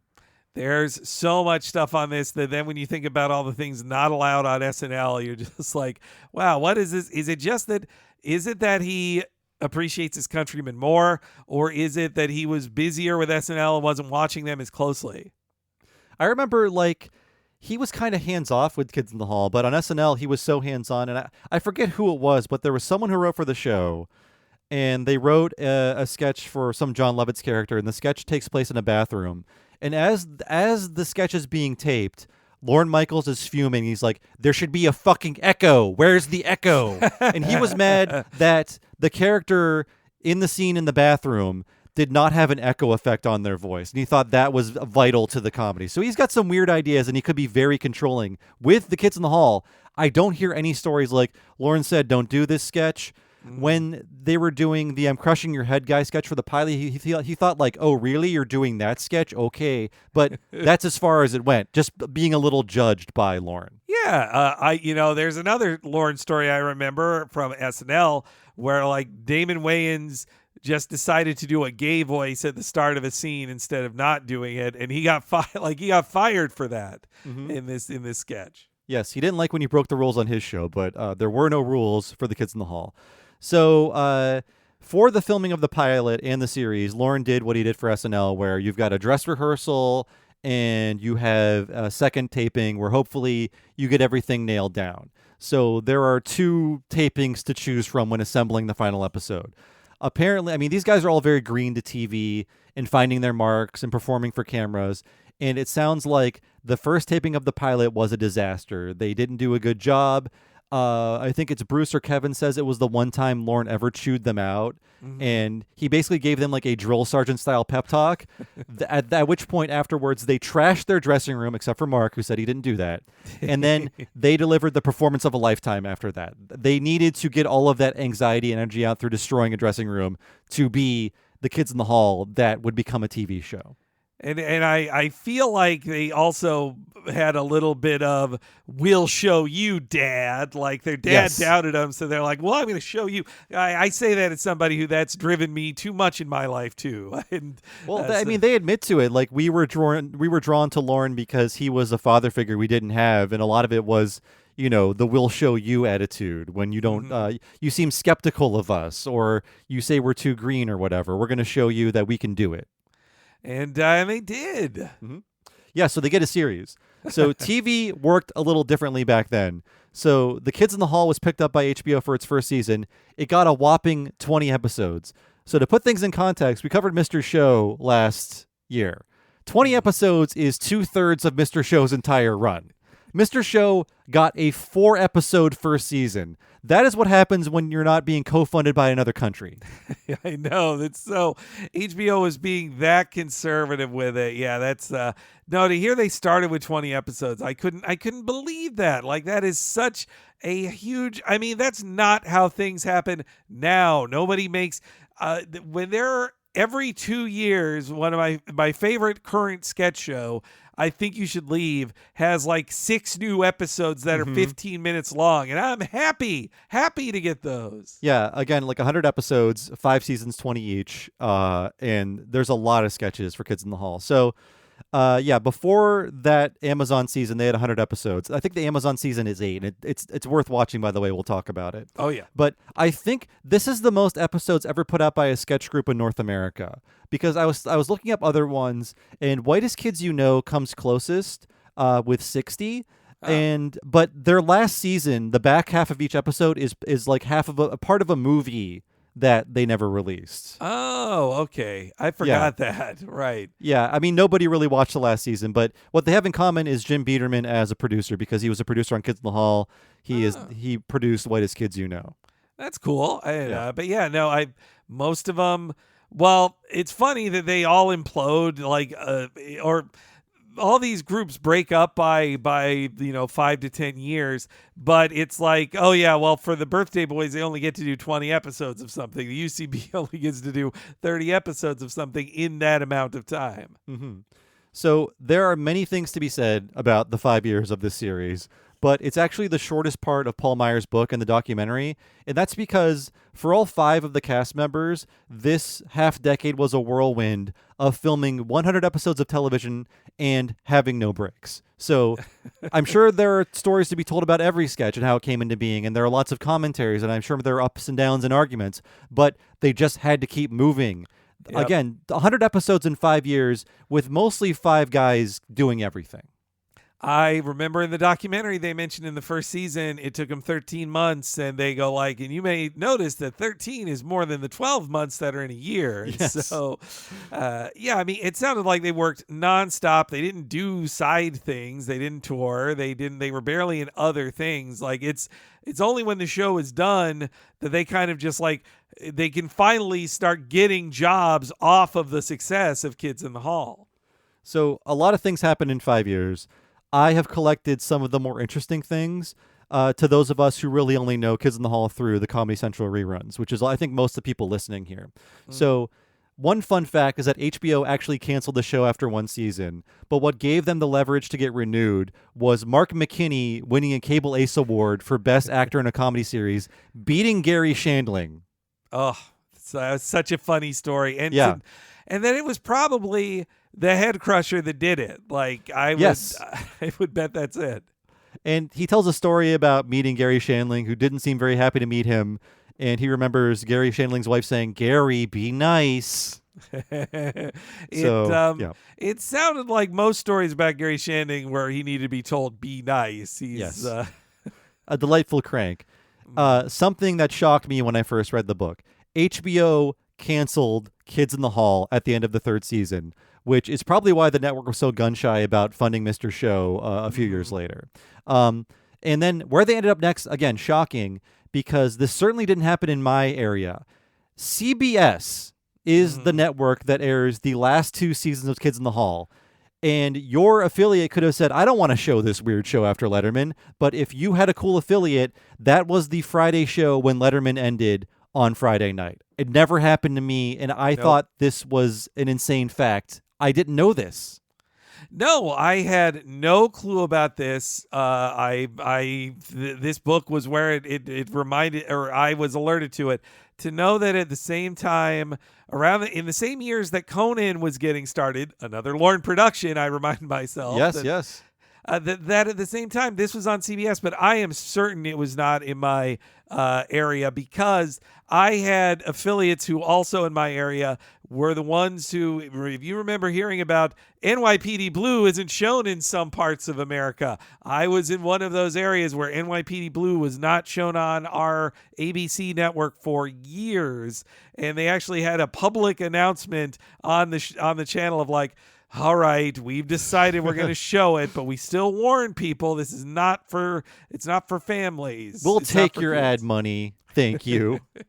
Yeah, actually, so this is the first year that Letterman was on CBS. And this is the first year I was really staying up late enough to watch late night talk shows. I definitely was watching Friday night, definitely not seeing Kids in the Hall. That would have been the first time I would have seen it after I watched an episode at the age of 7. If my local network had aired it Friday nights at 12:30. Yeah, no, there's no way I wouldn't have caught this if I could have. Like, so I gotta think it was not on in the Jacksonville, Florida area. And they were canceled a 3rd time for a very hilarious reason, which shows you the direction CBS was going. CBS wanted to give Tom Snyder a show after Letterman and put it on 5 nights a week. He was old then. They could have given him 4 nights a week and keep going with Kids in the Hall. But they were like, no, we're back in Snyder. This is our new direction. And in case you don't know who Tom Snyder is, every joke about his show at the time was that it was very boring and rambly. So the opposite of your fun, ribald, Gen X-y sketch comedy show you were showing on Fridays. That nobody would watch. Like, it was the joke. Like, when I think of Tom Snyder, I think of the joke in the 2nd season of The Critic where the Kurt Cobain type guy just leaves in the middle of his interview as the joke Tom Snyder is saying, do you like Hydrox or Oreos? I actually like Hydrox more. Yeah, it's basically all of the weird conversations with his producer were the brunt of the show, the Tom Snyder show. No, to think that replaced like Kids in the Hall, that Kids in the Hall could have been a 6th year of it. We could have gotten like 20 more classic episodes. Sad. And it's stated that Lorne, he probably could have found a way to get them a 6th season, but at this point, everyone is so exhausted from making all of that comedy over 5 years, except for Mark McKinney, who is a robot, and he says, I could have just done more. Everyone wanted to quit, but I could have just done more. And that's probably why he jumps right to SNL in the middle of season 20 before the rest of Kids in the Hall is even finished airing. Like, it's done taping. He needs an outlet for sketch comedy. He and Norm Hiscock go to SNL. He's a performer there for 2.5 years. I think he does a great job on SNL. Yeah. I think he was great, undervalued on that. To hear the stories about how Chicken Lady died in a sketch because of how it didn't work at SNL was so funny. Yeah, I think he was met by Courtney Love, who was like all over him and just very excited. I'm making the drinky motion, and it just flummoxed him and ruined the entire sketch to follow. So yeah, it was weird seeing Kids in the Hall style characters Mark was doing on SNL, but it was fun having watched all of the reruns of Comedy Central and thinking like, oh, it's this guy. He's here for some reason. It was confusing. I didn't realize what he was doing there to think that but it was just him by himself. Yeah, no other kid followed him. So let's talk about after the series. At this point, I have 3,300 words of notes. So we can speak casually about what happened to the kids after their TV show. I mean, they assumed they'd be like Monty Python. Their thought was, oh, every 3 or 4 years we'll get together, we'll put out a movie. And, right after their show ends, they start touring again. They had no real time to tour during the show. Now they're having fun doing live shows. They're meeting all the fans they made across the country during the airing of the show. So they're finally getting to bask in the fame of being a part of a sketch comedy team that's relatively famous. Yeah, they missed the draw of the live crowd and doing things only for the live crowd, not having film sketches. Like, the film sketches got bigger and bigger as the series went on, especially for McCullough. It sounded like he just, to hear the battle over the sausages sketch was such a funny one in the book. A sketch that baffles me, and he admits there are no jokes in the sketch. It was just, can I get away with doing this weird David Lynch piece in my sketch comedy show? And he did. He pulled it off. So yeah, they seem to be getting along, but then a monster called professional jealousy rears its ugly head because Dave Foley, there's some heat behind him. He's finding success in Hollywood, and he is hired to play the lead character for the pilot of News Radio. He's also getting and seeking a lot of other American work, leaving the other kids feeling betrayed. And he also wants to postpone the filming of this movie they're working on because he's working on a movie called The Wrong Guy, something he's way more excited about. He finds writing with Jay Kogan a lot easier than writing with these guys he's kind of fighting with. And he doesn't want to go back to what they were doing, but they're all like, no, we're the Kids in the Hall. We stay together. We keep making comedy together. No, it sounds like a very messy situation. And of course, one of the first times I listened and the last times I listened to a Joe Rogan podcast was hearing Dave talk about how at the same time he is in a very bad relationship with his partner at the time, his romantic partner. And so I can see he's going through. Oh, and also he is drinking a lot. He admits like he's having problems. So I can totally see why he's so tired of working with the kids. And then he meets these American comedy people who are also genius comedy writers like Paul Sims, Jay Kogan, Dave, Higgins? Yes, Dave Higgins, like all of them. They want to work with him, and to be treated with all that respect. And plus, you get to move to Los Angeles, like big, bright, sunny Los Angeles, instead of Toronto, where you've lived the last 10 years of your life. So yeah, we can cover the mess that is Brain Candy, a movie I think is pretty good. I've really come around on it, and not just because I saw them perform it live in front of me. I find more to like about it. It's surprising that it is as good as it is, given the adversity it was filmed under. So yeah, it's a real mess. Everybody hates Dave Foley, and they admit it was professional jealousy. They were very jealous of him, but also his success was stopping their furthering of Kids in the Hall as a project. So I can understand why they were mad. But Kevin and Dave have a breakup. They have like a legit friend breakup, and they don't talk to each other, and nobody is talking to Dave Foley on the set outside of their scenes they're in with him, which are great. And there's a passage in the book where Scott is saying that I wasn't talking to Dave. We're on our way to the set, and we're passing a paper back and forth where we're writing the sketch that we're going to be in filming that day. We're improving it. We could still write comedy together. We couldn't be friends. Man, that was so sad to hear Dave in the doc talk about how like he had to be sued to be in the movie because the film if he isn't in it, then they don't get any pay. It loses it does it is a movie and they don't get paid for all their work. And they wanted him to be the lead, and he like contractually like says, I will not be the lead. I can only shoot this much because I am busy with news radio. Like but I feel like he is being combative back with them because he was feeling this distrust from them. And it's so sad to hear that this relationship turned so toxic for all of them. It's sad. Yeah, I'm glad it had a happy ending because, yes, it seems like the movie is not going to get made. They're all going through their own personal battles, except for Mark, I guess. And they're all experiencing things. I think, Scott Thompson's brother commits suicide. There are bad relationships happening. There's just a lot of, and then the Dave Foley thing. There's breakups. It's not a good time to write your comedy about depression. It's one of the bleakest studio comedies ever made. So dark. I mean, to know that they were all in such a horrible place, I guess it's not a surprise that that's what they were writing at that time. Yeah, and it seems like the movie might not get made. Paramount doesn't like the script. But they tell David Foley that you got to sign this contract. That way we can get you all paid. They're not going to make the movie. And then, surprisingly, Paramount says, go ahead and make your movie. It's a low budget comedy. People like you. It'll make some money. And that's when Dave Foley has to be part of it. But yeah, you're right, Henry. He had the list of, things he would and would not do. Like, I won't dress in drag. I won't star in the movie. And also, I will not talk to Kevin about, making amends.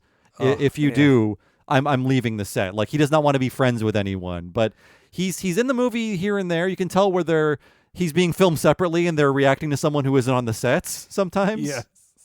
No, I think the movie would be better if he was the lead instead of Kevin. I think Kevin's good, but I think it might be a better movie if he was the lead. I can see too that if he's more interested in the wrong guy where he is the lead, that might also be why he would say, well, I don't want to be the lead in this thing first. I want to be the lead and put that kind of energy into the wrong guy, which I am enjoying. And Brain Candy, the budget is slashed. The advertising budget is removed entirely because they won't cut Cancer Boy out of the movie. If you've not seen the movie, it's actually like a sweet character who's a commentary on the exploitation of sick children. But movie executive sees, oh, you're making fun of kids with cancer. This isn't funny. And because you're sticking to your ground on this, we're going to cut your budget entirely. And so it doesn't come to my town. Brain Candy does not come anywhere near me. Same spring as the Mystery Science Theater movie. I'm screwed twice. Yes, we were seeing them heavily advertised with, honestly, propaganda on Comedy Central of telling you, like, hey, well, you're watching this on Comedy Central, go see the movie. And we just wanted to, like, scream at our TVs, like, I can't see the movie, TV. I can't. And Penn Jillette was like, make sure you see Brain Candy April 16th. It was so sad. And then, we only got to experience Brain Candy sort of in theaters thanks to that Sketchfest performance of it, where they also played clips behind them, but it was just all five guys and then other comedy people, including Bobcat Goldthwait. Yeah, he was there for some reason. They were acting out their scenes on stage, and it was it was beautiful to see. That's when it hit me that Mark McKinney's character was Lorne Michaels. Never in any previous viewing, only then. I think once I saw Austin Powers, I realized, like, oh, they're both doing Lorne Michaels in their own different way. I think Mark McKinney's is better, but Dr. Evil's a better character than Don Rohrador or whatever his name is. Mm-hmm. And it's funny, then Bob Odenkirk also, he has his own problems with with Dr. Evil. Oh, and similarities to a sketch. Yes. So they go their separate ways after all the ugliness, but what is very essential to what keeps them alive are those Comedy Central reruns, because while they're not doing anything, while they're cast to the winds, they are getting a huge fan base in America, bigger than when they were airing new episodes, because Comedy Central every day is airing an hour of reruns. And once again, second highest rated thing on Comedy Central until the era of South Park and, The Daily Show with Jon Stewart and all that. People were watching these. They were getting popular and not making anything. And because of that, they start mending their ways. By the year 2000, they are touring again. They do a few tours here and there, and they eventually do another series called Death Comes to Town, and they eventually do a reboot of their old series for Amazon in 2022. And all the stuff they've made is worth it. Like Death Comes to Town is good. I think very few people have seen it, but it's just part of the big DVD box set if you have it, and it's great. Mm-hmm. No, and that return season is as good as any of their previous stuff. I would say Dave Foley's brand new pair of roller skate sketch is among the best things they've ever done. Period. The Apocalypse DJ. There's a few sketches I saw during their live tour that they incorporated into the Amazon show, like Super Drunk. Oh yes, yeah, I love that one. I love that also in their very punk rock nature. The second sketch they do in their Amazon series is full frontal nudity of Kevin and David for a very long scene. You see some old penises, and I like seeing them together as older men because they've all gone through therapy. They're all much healthier. Most of them have quit drinking. In doing research on this, I found out that Dave Foley only recently quit drinking because while drunk, he fell, and he suffered the same affliction that killed Akira Toriyama, the famous manga creator, subdural hematoma. Akira Toriyama's was caused by a brain tumor. Dave Foley just fell and hit his head. He could have died. Yes, that's insane that he, and to learn how close Scott Thompson came to dying from cancer as well. Like while they're filming Death Comes to Town about death, about dying. Death Comes to Town, again, a great series that was preempted by the Winter Olympics in Vancouver. For they aired a few episodes, then the Olympics happened, then they aired the rest, and it's a serialized show. So they eventually, it's very frustrating what happened to that show, but I think it's pretty good. Yeah, I didn't realize that part of their healing process too was when they would appear in other things together again, like them on when he appeared as, I believe, Throwdini, Kevin McDonald, on news radio. I just took it as, wow, Kevin and Dave, they're on this show. That's nice. I didn't realize that was part of their mending the fence and becoming friends again. Or also, if you're a cartoon head, check out the Lilo and Stitch episode that had all 5 kids in it because Kevin is a lead character in the Lilo and Stitch series, and they had an episode where his family is voiced by every other kid, including like Scott is his mother doing his mom voice from Salty Ham. This I got to see because I didn't watch any of that, although I knew I was very whenever I saw them places, I was very proud of them. Like, oh, good, you're here. Of course, some of them, like Mark McKinney, just worked constantly. He didn't need, to find good luck. He just had so many shows. Like Superstore apparently is this massive, massive show. It's like Canada's The Office, and he was a big part of that. No, I've heard nothing but good stuff. I gotta watch Superstore, especially there's a couple characters in it that remind me of people from my life. Or also that Slings and Arrows show was a real cult hit. I didn't realize he created that show. I didn't know that until I was reading about it in the book. I was like, oh, that was him? Jesus. So he's still writing, still performing. But yeah, after the 21st century began, whenever I would see them in place, I thought oh, good for them. And then after I watched the series all the way through in the late 2000s, early aughts, or 2010s, I thought, it is a disgrace that any of these men should ever have to work again. They have made so much good comedy. They should just be given a check from the Canadian government for $1 million a month and said, "You've earned it. Just go have fun." Mm-hmm. Man, one more thing from that story, or stories from that book that I was shocked by, were hearing about how Scott got screwed by America specifically. One, how he injured himself doing a pratfall at SF Sketchfest and got to go in an ambulance in America for the first time and find out how insanely expensive that is. And then also one of the many tragedies in the story of ultimately of him triumphing over his cancer was that he had to move to Toronto to get the rest of his chemotherapy because his SAG coverage for his chemotherapy ran out during the treatments. If he didn't have that option, does he just die? Does he just stop his chemo? Plenty of healthcare to spare up here, my friend. It's whether or not you're an important sketch comedian or not. There's a million sad stories about it. And there's 4 more about Scott I'm not telling them. these can't be real. I checked them every time. I was like, how can so many horrible things happen to one man? It's sad. But yeah, you got to read the book. You got to watch a doc because there's so much stuff we're not telling you. And this is already approaching a 2-hour long history segment on a What a Cartoon episode. No, yeah, I could share a million other things too. But yes, it was. I'm so happy that they get the adulation and that they also keep, I think, a good viewpoint on their success and the level of success. Like at the end of the doc, they have a song that Kevin wrote about their success and where they're at and how they're like, they're the sketch comedy troupe your grandpa told you about. Like we're gonna keep doing this until one of us dies, probably Dave. Yeah, that's a great little song. And I suspect a lot of our listeners, we are the fun older uncles telling them about Kids in the Hall, because if you are under, I don't know, 30, maybe even 35, you could have missed this entirely. I mean, maybe if you just missed the Comedy Central reruns, there was no way for you to find this show. Yeah, I think so. And this is not how people take in sketch comedy anymore. Sketches are to be made in singular form that you share over social media. Like that's what sketches are now. You don't watch 25 minutes plus of sketches anymore. That's not what sketch comedy is these days. But yes, that has been it for this very long history segment. After the break, we will crush your head with our discussion of Season 3, Episode 14 of The Kids in the Hall. These are the Daves I know. These are the Daves I know. These are the Daves I know.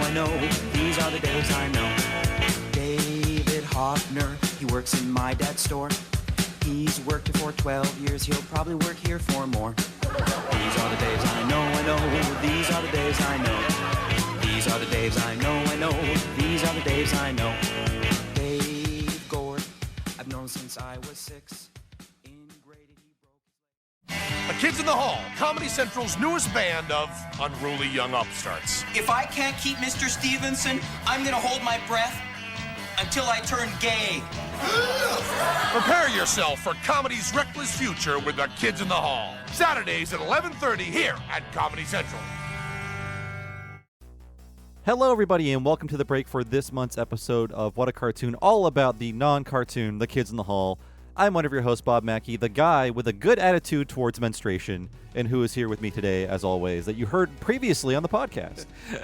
Apparently, it's Henry Gilbert. Hi. Yes, and we hope you are enjoying this fun little diversion into the world of live action. We had a lot of fun putting it together. And if you want to support our show and get a ton of bonus stuff on top of that, head on over to patreon.com/TalkingSimpsons and sign up there at the $5 level. And when you do, you'll access nearly 7 years worth of Patreon exclusive content, full-length episodes about series like King of the Hill, Futurama, Mission Hill, Batman the Animated Series, and The Critic. And also, on top of that, $5 a month, there's also early access to these podcasts as well. So when you sign up for that, you'll get access to every podcast 1 week ahead of time and ad-free, most importantly. And so that's what's happening at the $5 level at patreon.com/TalkingSimpsons. There is a $10 level if you're interested. And when you sign up for $10, you get all the $5 stuff naturally, but then you can also access one mega-long podcast once a month, only for patrons of that level or higher. And what is that, Henry? Bob's talking about the What a Cartoon Movie podcast. If you liked hearing us barely contain ourselves at 3 hours of Kids in the Hall talk, then you're going to love hearing us go hog wild on subjects like last month's Chicken Little, which you got to hear a free preview of that in your regular What a Cartoon feed. You can hear the entire thing over 5 hours of talking about that crappy movie.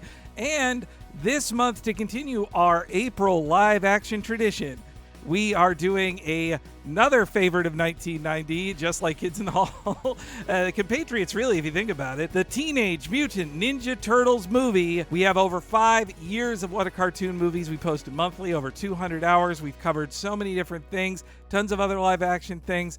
A lot, even the Muppets. We've covered so many Pixar movies, Studio Ghibli movies, Disney Renaissance movies, and classic Walt Disney movies, and a ton of other things. You should check it all out for yourself at patreon.com/TalkingSimpsons to see everything you are missing out on at that ad-free premium tier. And if you've never signed up for Patreon before, it is very easy to do so. And once you sign up, you can use any podcast program or app you might have to download and listen to our bonus content the same way you download and listen to all of your free podcasts as part of your podcasting lifestyle. And Patreon has an app for any smart device you might have, so you can download all of our bonus content that way as well and listen to it through the app. No matter which way you do it, it is so easy to access all the content waiting for you behind the paywall at patreon.com/TalkingSimpsons. Now get ready to hear us talk about painful scars and disturbing poetry with our exploration of The Kids in the Hall.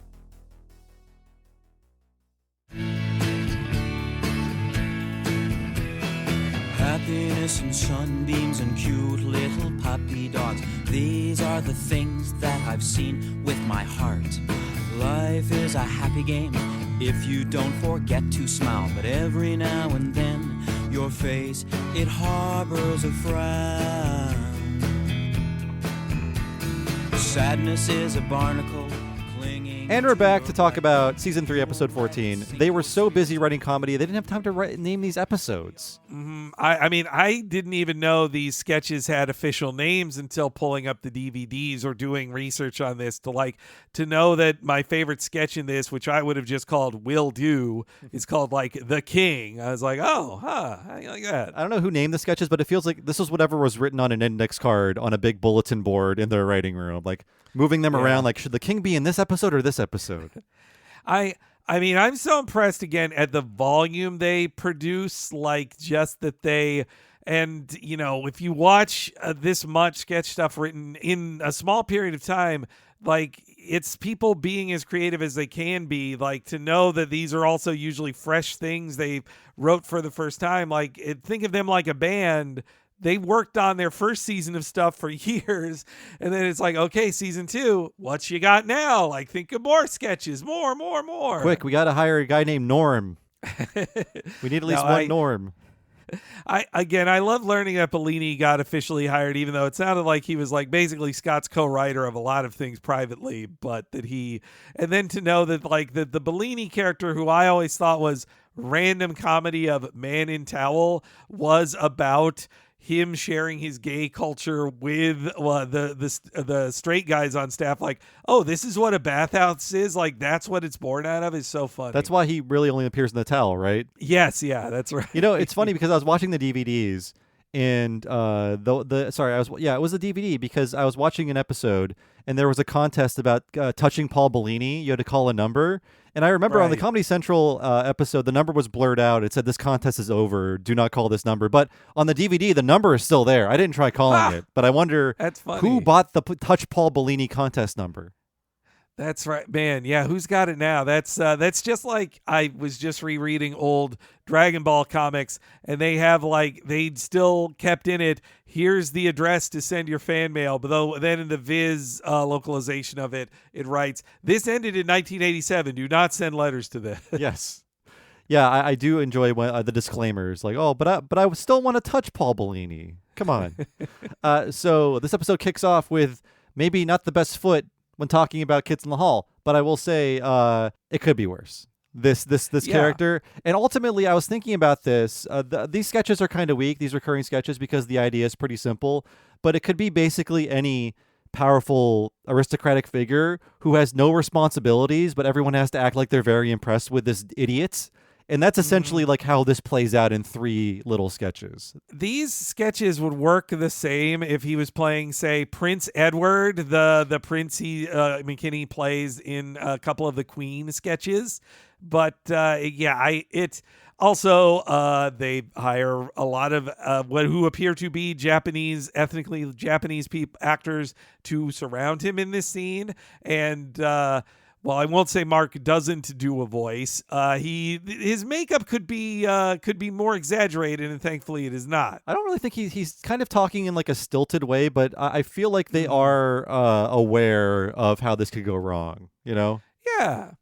No, I mean, you're right. It's just a premise about. I mean, too. This is so many. I think this is a great sketch for us to start talking about because one. It is is this slightly problematic? Is this aged not great? And then second, it is a sketch about writing, and they do so many sketches about the writing of a sketch or the attempts at creativity that I think it's a good one to deal with too. And I mean, we're going to sound kind of weird by saying, yeah, this sketch not great. The next sketch about an autistic child and his dead mother, hilarious. Yep. We love it. I mean, too, I was thinking he's probably, to hear them talk about that they also were always going to cinemas in Toronto all the time and watching so many movies. I would bet McKinney had just watched a bunch of, like, say, an Ozu or Kurosawa film festival at one of these hip film theaters. Yeah, and he's lived all over the world based on his upbringing. So I can see him trying to bring, like, international flair to this troupe of all white men. It does remind me of it reminded me to write down two of my favorite sketches they did about writing of sketches. One is this scene was written in haste of just all the typos are there and someone's sitting on a chain and like, hey, Dabby, my date is here. I watched one recently where it's Kevin. He announces the sketch and saying, you know, they're thinking of kicking me out of the troupe because I'm not writing enough. So he just writes the middle of a sketch and presents that, and then he brings his mom up to sort of make everyone feel guilty into liking the sketch. Yes, he's like, and if they are voting, let me just know I really enjoyed my time here, guys. And moms, when's your operation? Like, to know that also he's a mama's boy who helped his mom escape his drunken father. I'm like, boy, that makes his mom appearing in that sketch all the more touching. Yeah. I thought of their history when I saw his real mother on the stage, and I thought, oh, I'm glad she's supportive of her weird son. The other one I wanted to mention was Mr. Picklefeather. I love that one, a sketch about writing sketches. I don't recall Mr. Picklefeather. It's the one where Dave is a guy asking his boss for a raise, and he's like, and why do you think you should get a raise here at our comedy company? You wrote this sketch, and it's pretty obvious. Yes, that's a great sketch. I love how he opens the door. He's like, and what are we doing here at Comedy Inc.? Comedy Inc.? That's the best you got, and what's my name? Mr. Picklefeather. Oh, wow, what a great role to play. We're saying watch more of the series. It's all on YouTube. You can find it. So yeah, basically the gist of this is this guy's just a pompous buffoon, and he is stumped when it comes to writing a poem. So he walks around like this like very palatial grounds he's living on, and he's like looking for inspiration. He sees these two birds in a cage. He's gesturing towards himself, trying to find the inspiration. And he sees all of these images of nature, like a flower blooming in fast motion, a lizard eating a crunchy bug, and then he goes back to write the poem. And what he writes is 99 bottles of beer on the wall. That is the sketch. Although, watching this with Nina, who obviously is fluent in Japanese, the Japanese writing is correct. So they did their research. That is impressive, because I was just seeing somebody on Twitter told me or mentioned that in at least one scene in Blade Runner, there's Chinese writing on the wall, and somebody who can actually read Mandarin, or let's say it's written in Mandarin, but they said, like, this is just stuff stolen from a magazine cover, so it says like monthly issue or whatever, and that's what's in the graffiti. See, they cared. They knew somebody Japanese that would spell check this. Maybe one of the performers on the set. Yeah, you never know. Maybe they did it. That's impressive. I'm glad to hear it was accurate Japanese for what he was writing, at least. But yeah, he finishes the poem. He just lifts it up and says, haiku, and they all like just pretend to be very impressed by him, and he just is kind of fake humbled by it, like, oh please. Yeah, I do love that. I like a fool who thinks everybody loves him. Yeah. And then we get the classic Super 8 intro with the great song. It sets the tone for the series as this alternative to mainstream comedy, because with SNL, it's this very glossy. It's sort of similar to SNL, where it's you see the people, you see their names under them. But here, it's not like, oh, look at these classy places they are in New York and this very glossy footage. Here, they're on like a shitty street corner in Toronto as the traffic is zooming by and they're kind of moving around in stop motion. There's nothing glamorous about this opening. It's all in black and white. It's so these young guys in front of this cool space, and it's just this feeling of like, yeah, it's the same as watching, to me, probably because I watched them around the same time. It's the same as watching The Adventures of Pete and Pete, of just seeing this like this cool music under this cool feel of like, oh, we filmed in your backyard, like this feeling of like being alive. I guess. Yeah, like MTV style music video filming. Yeah.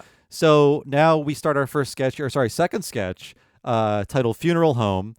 And if you've never met Gavin before, this is a great way to meet him, because he is a recurring character. We don't know it's a Gavin sketch. I like how it's always a fun surprise for the audience, or when they see him, they light up. The first thing we see is a casket with a corpse inside of it, and this Dave Foley character is weeping. We see the corpse has a number pinned to her chest. The corpse is Mark McKinney, just laying there. No lines in this episode, obviously, or no, in this sketch. And the guy mourning over the corpse has the same number pin on his chest, and he says, "Now I see the tragic side of dance marathons. We were this close to winning." So they don't often reference pop culture, but I think they're referencing the film and book They Shoot Horses, Don't They?, which is about a tragic dance marathon. That is the exact kind of pop culture they would reference. Absolutely. I wrote that down in my notes too, because I also thought Dave's costuming is meant to look like a guy from those movies who's dressed in that, like, I guess, flapper era of dance competition. Yes. So a woman is dead and her son is there. And yes, it's little Gavin. I don't know why you're blubbering. She's my mom. Yeah, you're right. Gavin, here's a casserole. Why? Because you don't know how to communicate with me? Because my mom is dad? Something like that. Mosquitoes only live for one day, you know. So if they skip breakfast, I guess they had a bad childhood. If death is the great teacher, what about my science teacher, Mr. Gorgonchuk? Who, when you leave the fan on, his ears whistle. So you always leave the fan on.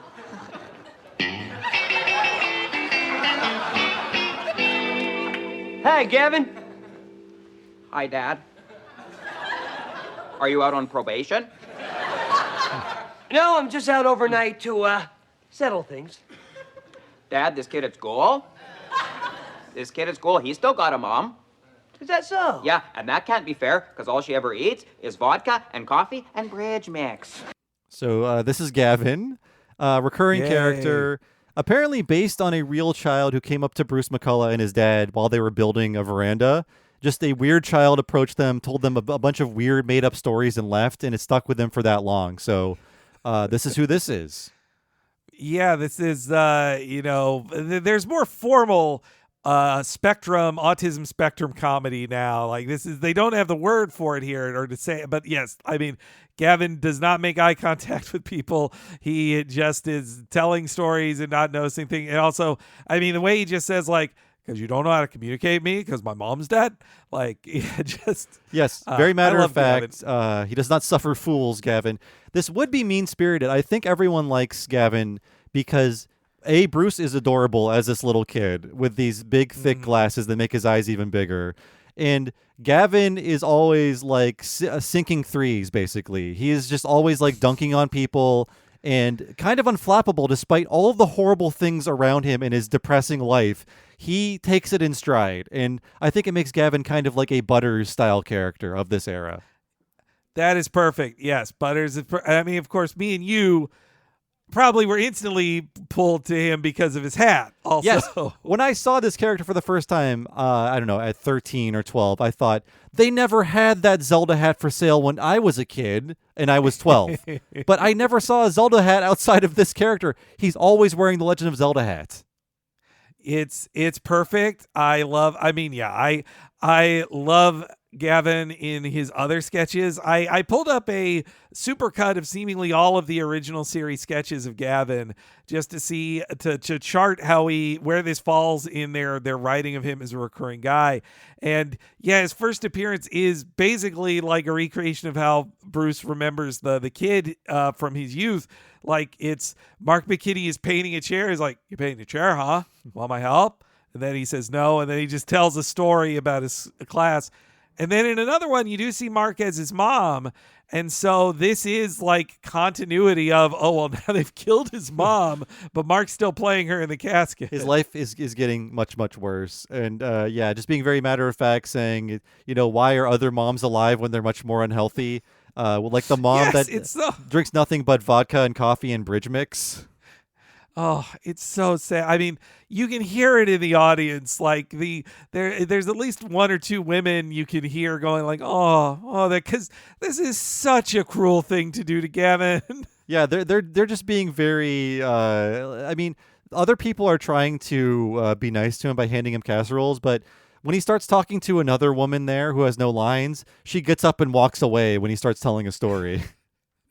These people have no patience for him when his mother just died. I mean, I also too, like, I was thinking about how much I think Bruce in particular hated recurring sketches and them getting too popular. Like, he kills Cabbage Head on screen in the series. I think would be like, man, fuck this Cabbage Head guy. I don't want to play him. He shot anymore. in the head, I think. Yes. Yeah, same and same with, like, I think he was seeing how the flying pig was getting too popular, so he kills him too. Like, I think Bruce in particular did not like recurring characters. Maybe he was trying to make Gavin unpopular by, killing his mother and having a sketch take place at her funeral. So, and then on top of that, to know that his mother's death is not the worst thing to happen to him today. And, like, I mean, what happens to Gavin in this is just like a nightmare. It's almost true. It does remind me of watching a Monty Python sketch then where they create, like, oh, this is a dark tragedy they are making you watch of this character you like, and it will make you sad. And I always like when Kevin McDonald plays a kind of cool character, or at least cool to himself, because he is this rockabilly dad kind of guy. That's the sting you heard when he walks in. He's sort of like combing his hair, his big pompadour. Yeah, that he is, and this is his first appearance in a Gavin sketch too. Like, I for at least from watching it, what I believe to be a supercut of it in order. Yeah. He has been in jail, and he comes up to Gavin. He's being very disingenuous, trying to be, I guess, kind within his limits. He's like, "My little son, my little seed, my little legal responsibility. Yeah, that'll work." So Gavin is really laying down the hammer and saying, "No, you have to take care of me." Mm-hmm. He sees through all of this stuff. Like, that is, I mean, again, is somebody, I am sure I was a very tactless child. So this is reminiscent to me too. Yeah, because Gavin's dad excuses himself, and Gavin is like, "Where are you going, to steal a car?" And he's like, "Oh, to steal a car." He's just trying to take it in stride and pretend that his son isn't calling him out, presumably for the crime he went to jail for. Oh, yes. Yeah. I mean, too, that, like, you see that he's, like, arguing with that Murray guy later. I mean, like, Murray is a recurring thing this season. I forgot. Like, I watched several other season 3s, and people are yelling, like, the girl who says it's a fact. Like, she has a scene where she's arguing with Murray over something. I'm glad he had more than just this one role. So this is all an effort to get Gavin to know his new mom, Scott Thompson as Sheila. In the 10 seconds Gavin is unattended, he's given another casserole. So they want him to eat his feelings, basically, all the mourners.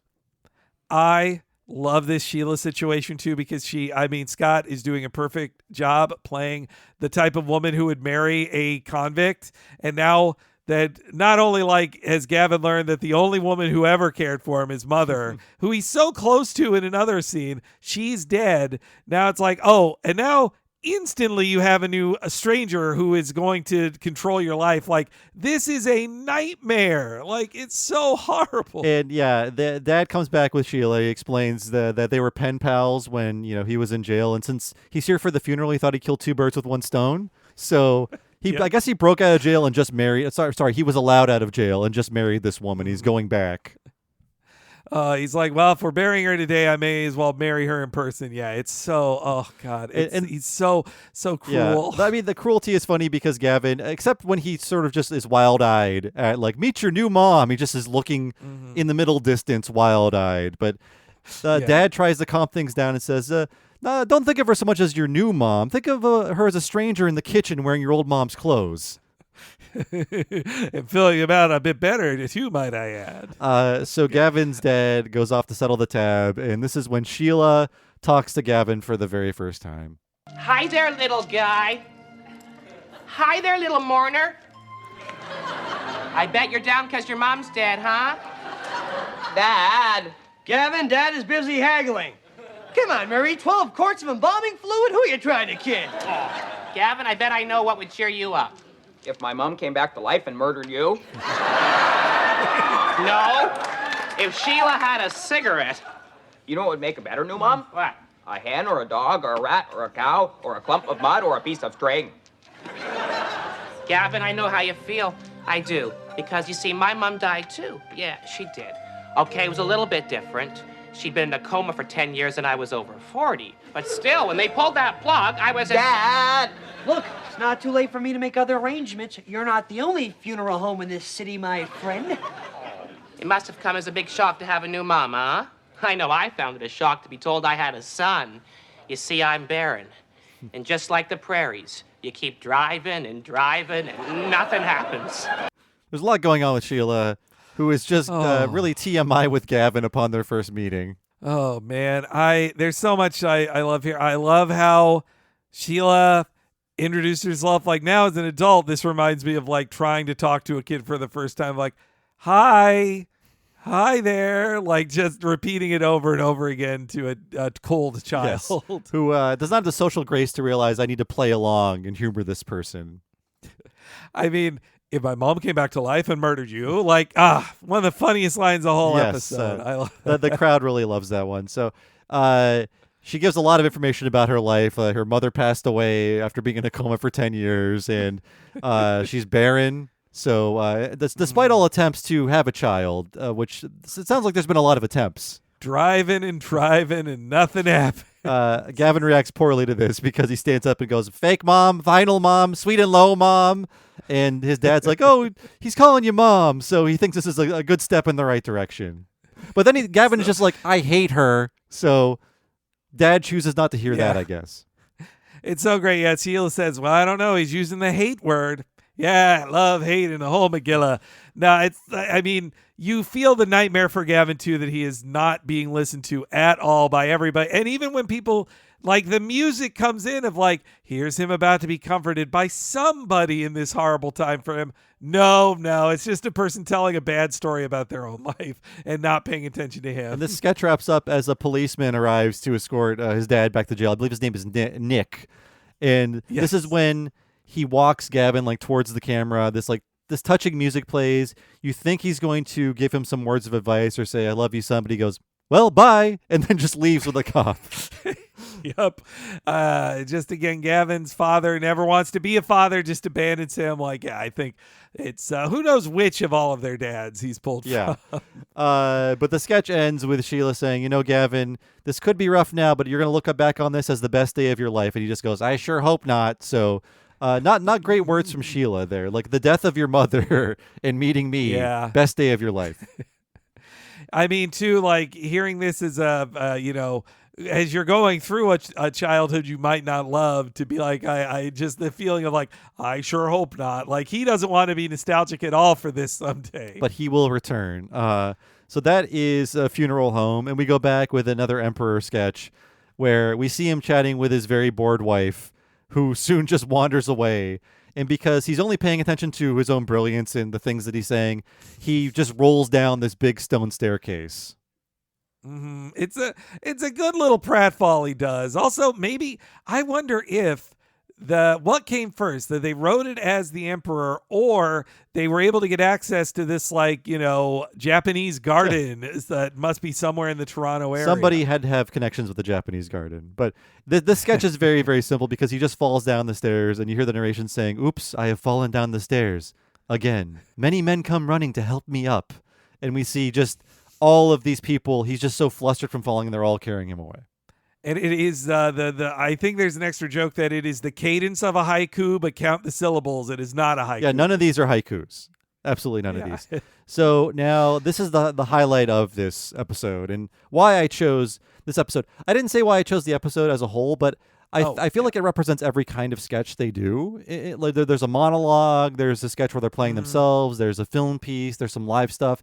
I mean, every episode kind of has those elements, but I think this has the most kids in the hall-y stuff in it. Yeah. You presented a few to me too, and they were all good potential ones. But I think this has such a great mix in that we have a slight recurring one. I suppose if this only had the cops as the recurring thing for McKinney instead, or like the sex workers recurring sketch. Yeah. God, I love the cops are funny, and I also love that it's the cops that to find out that Scott Thompson hated the cops and thought that they were bad sketches. I think everyone but Bruce and Mark hated the cops because apparently the cop sketches were very easy to write, and they could film a lot of them, and it just involves sitting in a car. And it just takes over the show. Yeah. But no, this would be on a list of top 10 best Kids in the Hall sketches. The king. And a great indie short film as well that just happens to have people laughing in the background. So this is written by, this is one of the sketches we have information about because there's a commentary, and it's also written about in the book. So it's written by Norm Hiscock and Kevin McDonald.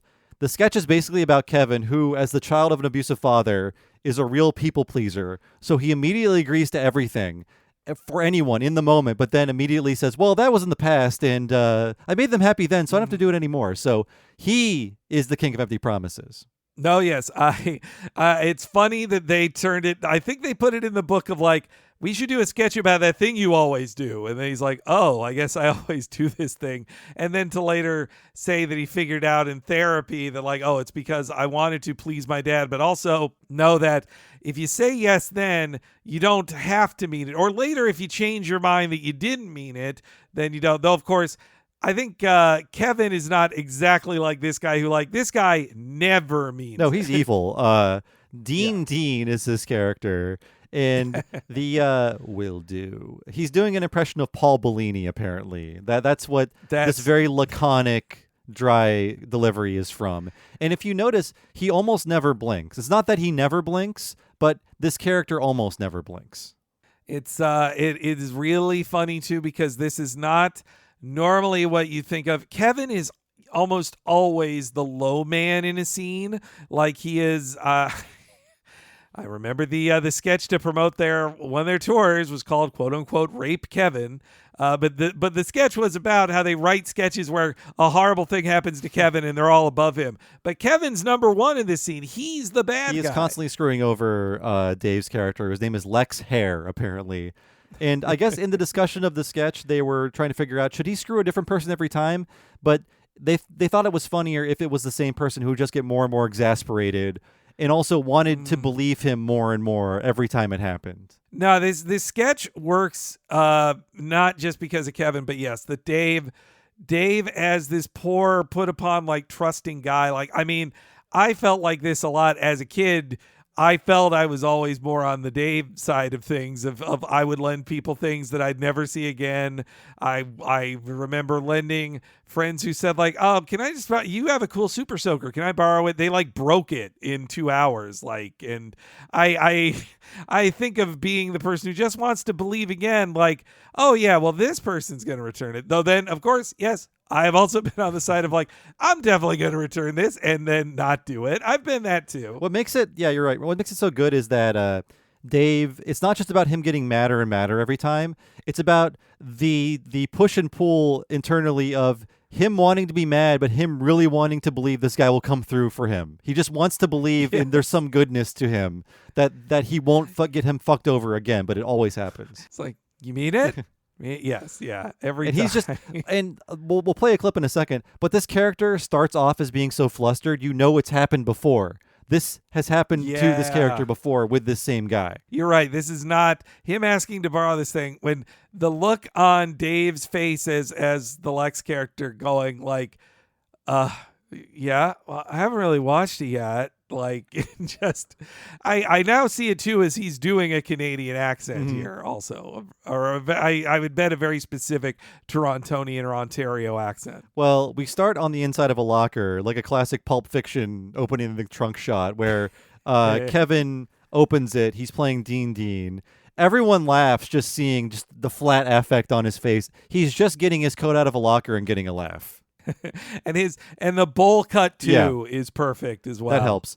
So now we're in the break room of a supermarket. Dave Foley's character is looking at a VHS tape, and this is where all the trouble starts. Hey, videos. All right. Yeah. Well, Mahogany. I hear it's Will Bottom's best movie. Yes, it is, yes. Could I borrow it?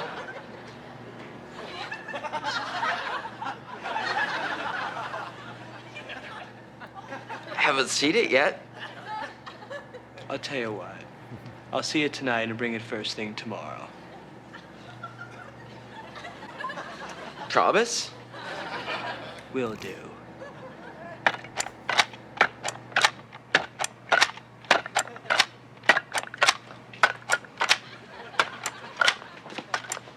So, did you bring my videos back? Slipped my mind. But I feel awful about it. I'll tell you what I'll do. I'll bring the movie tomorrow, plus I'll buy you one. Do you have The Godfather? No. So you'd really do that? Will do. One stylistic thing I love about the sketch, in terms of how it's filmed, is that when it cuts to a new scene, before it cuts to the new scene, you start hearing the sound from that new scene. It's always a repetitive sound. At first, it is the price gun, which is that clanking noise you heard in the clip. Next, it'll be a mop, and the third time it happens, it's the ticking of the watch. That starts before the next scene begins, just to add to the anxiety of the sketch. That is brilliant editing. That is brilliant editing. Man, this feels like something you gotta explain if in the world of the dead world of rentals. To lend someone a rental is way worse than lending somebody a movie that you own, because it just turns into like, but I will get a late fee. Like I have to get this back. There's a ticking clock on this. And yeah, Lex is right. You enter into a sacred trust when you rent a video. Yes.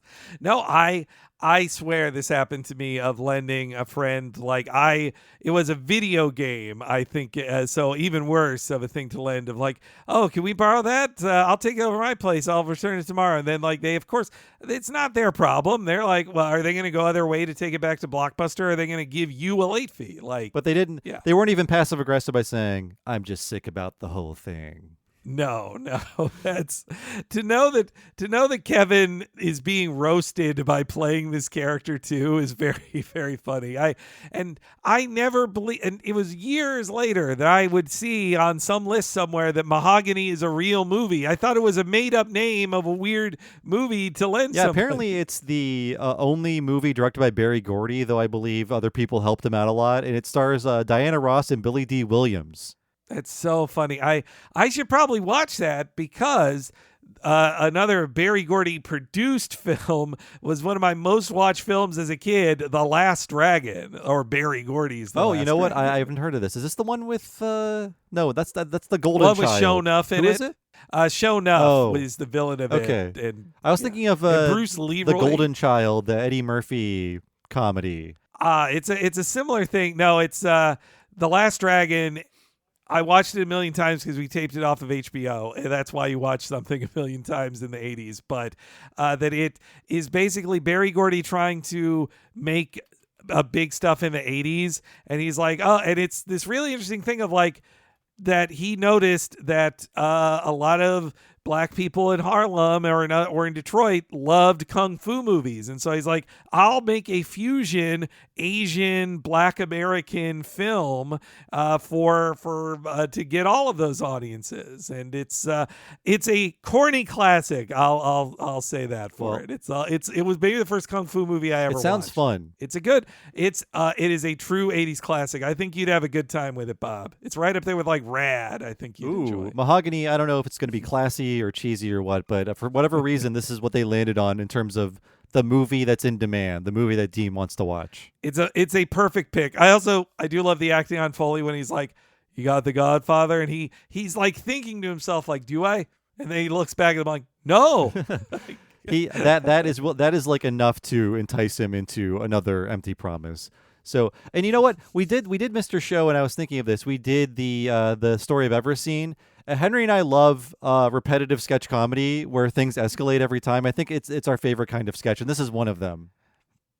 Yes, yeah, it's to see where it's going to go. How does it keep growing? I also I think I came to like this sketch more too, because this also is about interdynamics that like or working with people at crappy jobs, like, and the people who come into your life who you wouldn't normally spend time with, and you start to trust them like friends when actually they're just like a liar or a This jerk. did make me nostalgic for working at a grocery store, actually, this sketch. I was like, oh, I remember those days. How simple my life was. You know, I think I avoided this with some coworkers because I worked at a Blockbuster Video for 2 years, so nobody can borrow a tape from you or a DVD when you work at a Blockbuster. They're always coming back unless they're fired. Mm-hmm. So after the "will do" part of the clip, we start hearing this like sloshing sound, And then we cut to the next scene, which is just a mop being plunged in a bucket, and we see Dean is cleaning up like a spilled jar of jam or beets or something like that. And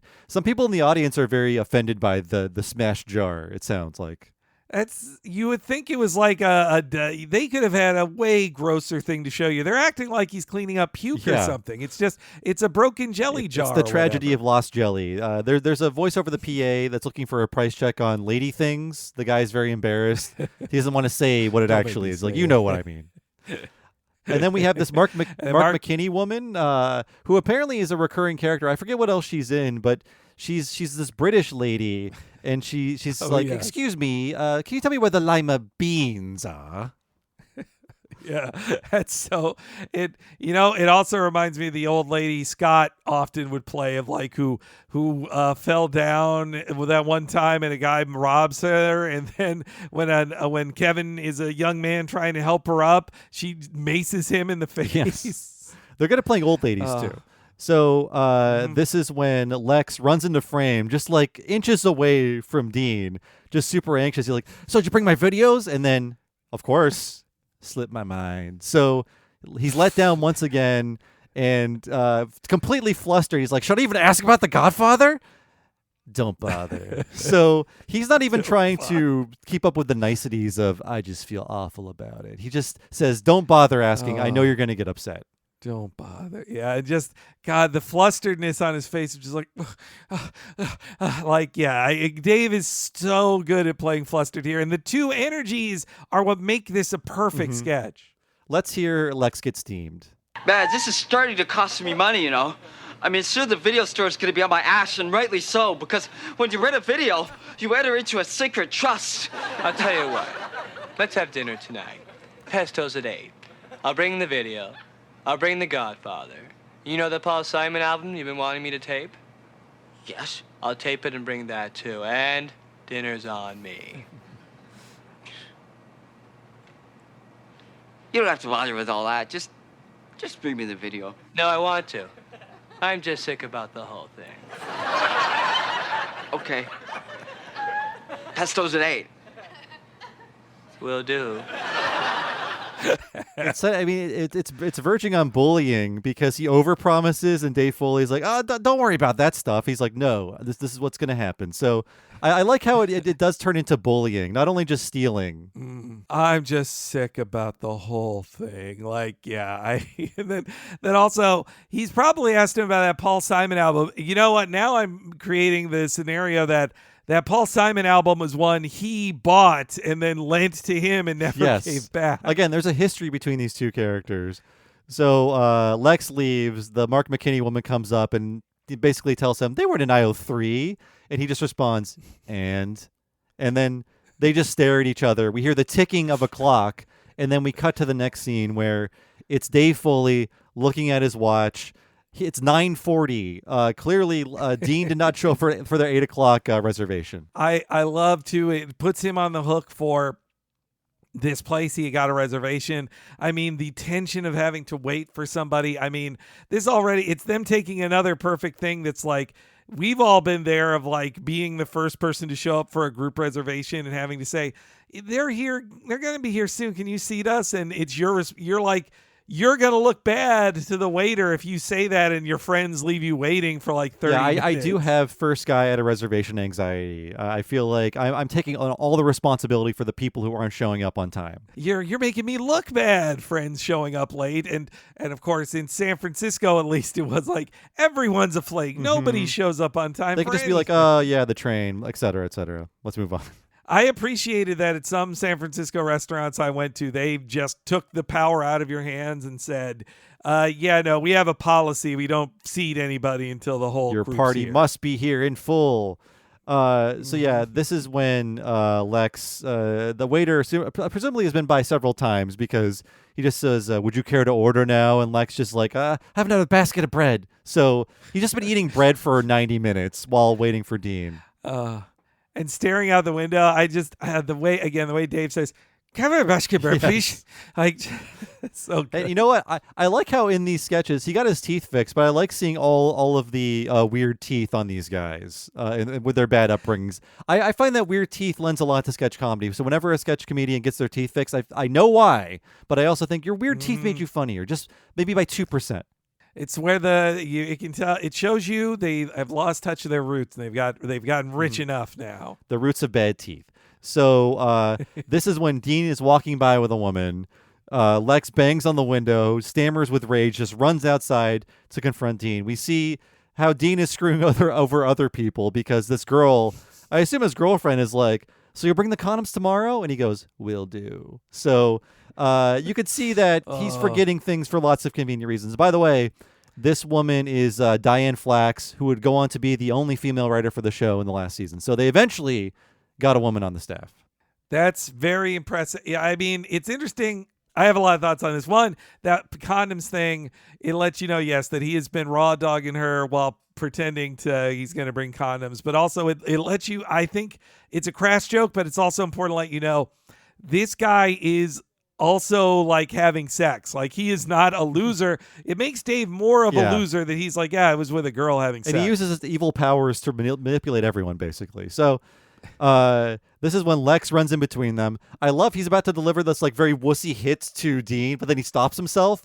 But on the commentary, Kevin's like, watch, I grab my arm even though he doesn't hit me. It's not funny. So it was a little bit, so like he's being disingenuous even with that interaction. Like, oh, you hit me, but he really didn't.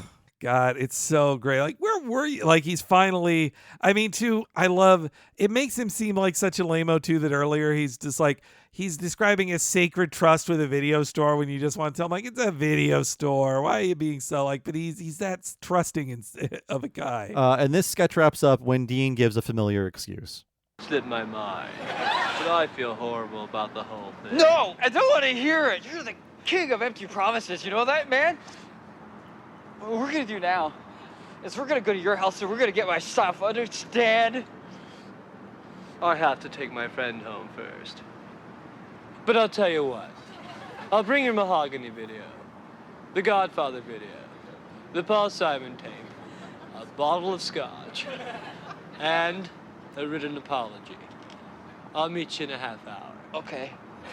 Sorry, I had to crack the whip. Forget it.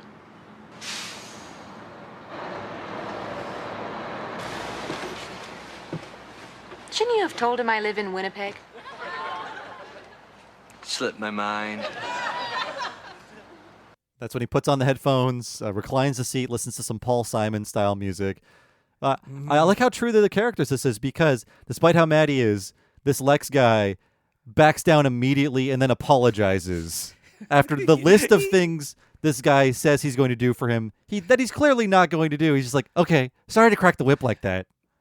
Yeah, he's shaking. I love he's shaking his head the entire time, like no, and then he's like, okay, like he just instantly falls for it. And then I realize now that was a Paul Simon music on his headphones, meaning he had the tape. He could have even just offered him there, but he didn't. And they're going back to Winnipeg.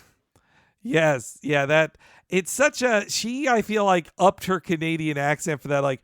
Shouldn't you told him I'm from Winnipeg? Like, it's so funny. Winnipeg is far from Toronto, at least bus-wise. And I'm guessing they're in Toronto for the sake of the sketch.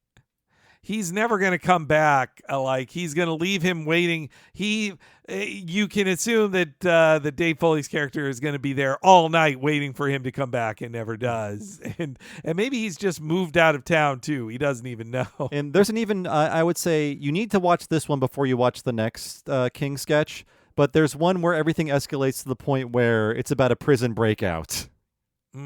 Yes. Yeah. It was a good. If you're gonna do a sequel sketch, you got to escalate it beyond videos, and it's good. It's a good follow up, but this is the best. Yeah. Like I like the low stakes of all of this, and how relatable it is. You're either the anxious nerd or the passive aggressive bully who is very manipulative. I also think the Paul Simon album, it's when it hit me like, oh yeah, Lorne Michaels is very good friends with Paul Simon. Like that's probably something at play there. One last thought I had on the Diane Flax being this too. I always note when it's not one of them in drag playing a one-off female character, or drag isn't the right way to put it, but one of the guys portraying the woman.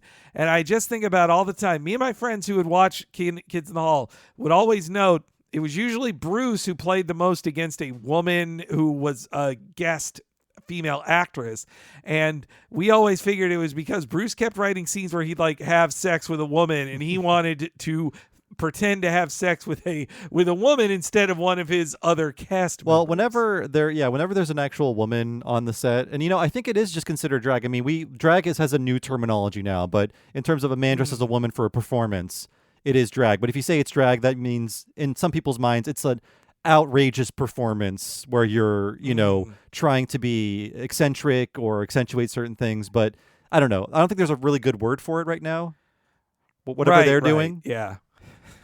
But I think on the commentaries they even make fun of Bruce for writing too many scenes where he has sex with women. But I was watching a random episode, and like I said before, it's always weird when a real woman is in it, and that real woman was Neve Campbell as like a young actor. That was another of the ones I watched because they made her, whoever uploaded it made her the still for the episode, which was perfect to do on YouTube. It's a sketch where Dave Foley basically introduces these two pizza guys to the concept of teenage girls being attractive, and that's all they can think about. And their entire clientele is teenage girls. I love he's like, and some of these girls, they're not even girls anymore. Of course, criminally underage. Oh, really? We never noticed. But I love that it ends with them terrified. And I mean, they picked the right of all of these, like probably just young local actresses. They correctly gave Campbell the best lines in the scene and the big dramatic close. There's a reason why she is ending the sketch with a big monologue. Yeah. And why she became a movie star.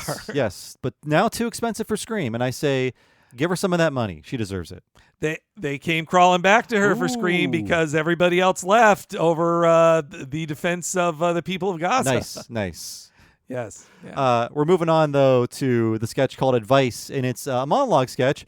And is it just me? Does Bruce have the most monologues in the show, typically? I mean, they all do them. Yeah, I mean, Bruce has the most in character ones. I would say Buddy has the most.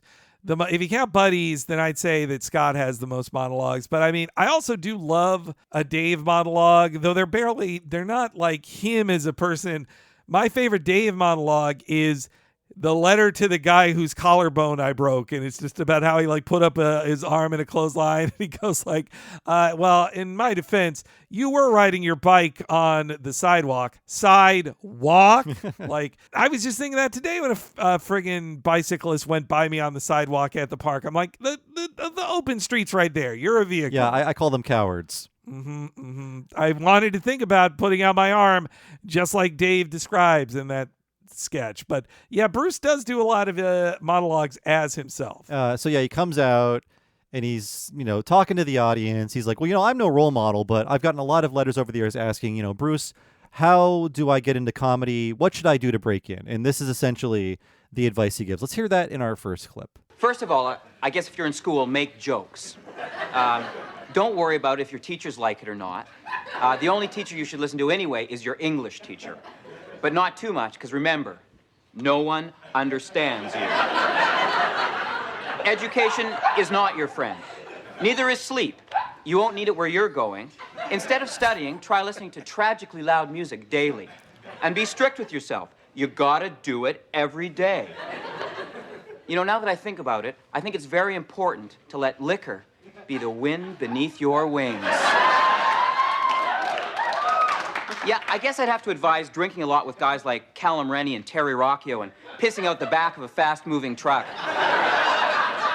Oh, and if a policeman goes by, try doing this under your breath. Pig, pig, oink, oink, bacon sandwich at 2 o'clock. Now get a lot of experience coming home drunk. Stand up to your dad. He may tower over you now, but as he begins to shrink, you pick your day. It's very important that you begin to juggle lovers. Remember, No one understands you appears on the screen, and he just points at the camera knowingly. I love every second of this. Every one of these. I mean, did you Google how old he is when he's giving this? By the way, I guess if he's born in 61, he'd be like 31 or 32. Yeah, he was 31 when this aired. Yeah. So I'm just was reflecting on like, oh, I'm 11 years older than him now. I mean, it's the same with like in a few years we will be 45, like the guy who's cool in him. Yes, I'm gonna think those sketches are much sadder at that point. But yeah, I mean, I can. He's obviously making fun of the person he used to be, but he's also making fun of how there's no explaining the circumstances that lead for you to have your own TV show. Because by all accounts, they shouldn't have worked. When we tell, I mean, we don't have a show, obviously. Podcasting is much lesser than being on the Kids in the Hall. But when people ask you, like, well, how do I break in? Which happens a few times. You're like, well, I guess you have to have worked at a website from this year to that year, and then have all of these other things happen, and then maybe you meet this person, and then you have the show about the show that you do for a decade or longer. You work on the side of your actual job, give up a lot of nights, sacrifice relationships, drink too much, and be very unhappy, and say this about your boss: no one understands you. Like I mean. I love how he puts like his excuse for being shitty to high school girlfriends is like, hey, no one understands me. You don't like, that's why he was juggling lovers. He's like, no one understands me. That's why. It does also, I mean, he's explaining just like, here's what it's like to be a selfish drunk in your 20s who has this like defense mechanism that applies to everything. But it also explains this whole monologue he gives also explains being in the crucible of a shitty town can really like shape you and make you strive in ways more comfortable people might not. You're finally going to fight your dad someday. Like, I mean, I also will say the one that when I remembered watching this as a kid and as a teen, and definitely the English teacher one struck me because I did have an English teacher I really liked me too, yeah. At the time. Yeah. So yeah, he goes on to give more advice, and he says, get jobs in warehouses with a lot of linear thinking, racist pigs who will teach you only one thing: how to steal. So I guess that's what you walk away with when you work with shitty people. You're like, well, I guess at best they can teach you like, well, here's how you can pocket some stuff from work. I internalized this one too much. I regret everything I didn't steal at every job I hated. I only regret not stealing more things. I mean, yeah, and linear thinking racist pigs who will teach you only one thing: how to steal. Like that sentence structure, that way of delivering the joke has stuck with me so much. I didn't even realize it until watching this. Like, it'll only teach you one thing: how to steal. Like, I know I've said that without even thinking. And all the rest of the stuff, for the most part, I did, except for pissing out of the back of a fast-moving truck. I have not done that. I did urinate in public a bunch in my 20s, but hey, it goes along with the drinking. So he gives more advice, which are things that I did. So move to the biggest city you can find. Yes. Get the smallest apartment you can find. Also, yes. Keep your underwear in a bowl in a fridge. Have not done that. Never answer your phone. Yes. Never remember your family's birthdays. Yes. Never make it home for Christmas. Also, yes. So I'm covering all the McCullough how to get a TV show bases in this section at least. We did it without realizing we were following his a lot of his instructions. I mean, also I never juggled lovers either. I don't think. No, I did not. I was a good boy. You know what? Also, I love is that, and because I miss it now. We say this about like there's too much nice comedy or whatever, but this show fucking hated cops. Like, I love, he's telling kids to call cops pigs, and he's talking about nice Canadian cops too, but I'm just like, man, I want there to be more mainstream comedy that's telling kids, hey, the cops suck. Call them pigs to their face. Well, I think he's also making fun of himself for being an edgelord in his 20s, and that's the most productive thing he had to do is like just say oink oink bacon sandwich at 2:00. Oh, he does. Also, he does say he says it quietly, like under your breath. So that is the coward move. You're right. But more advice. Think a lot about vampires' death and having sex with your friends' mothers or fathers. You figure it out. I did. I love that's such a great. I mean, that is also a really funny thing to an edgy thing to do. Then in a not edgy as in I called you a slur edgy, but as in like, hey, some people work through their sexuality growing up. Figure it out. Hey, do you want to have sex with your friends' fathers or mothers? Figure it out for yourself. And then the final bit of advice is, watch your friends get married and grow beards to cover their puffy, compromising faces. Then get a TV show. I guess I'd have to say that's my only advice. I thought of that too, as I think of some friends who like grew up in like, and when I say friends, I mean in my 30s, who like took different directions or like gave up or not gave up, but like say took a job at a big company instead of that makes it so they can't tweet their opinions anymore. Let's say, and I think, Sold I out. think of that line. Yeah, exactly. Sell out. There needs to be more guilting about selling out. I agree. How dare you want to feed your family? Yeah. What about your morals? Yeah, exactly. That's puffy, compromising faces. God, it's so. I mean, Bruce again knows he's being an iconoclastic like douche in a lot. He's making fun of himself, but this is an appealing speech he gives. Yeah, all of this is about like I was an annoying little rebel, and I probably irritated everyone, but ultimately I got a TV show, so I guess it all worked out. So there.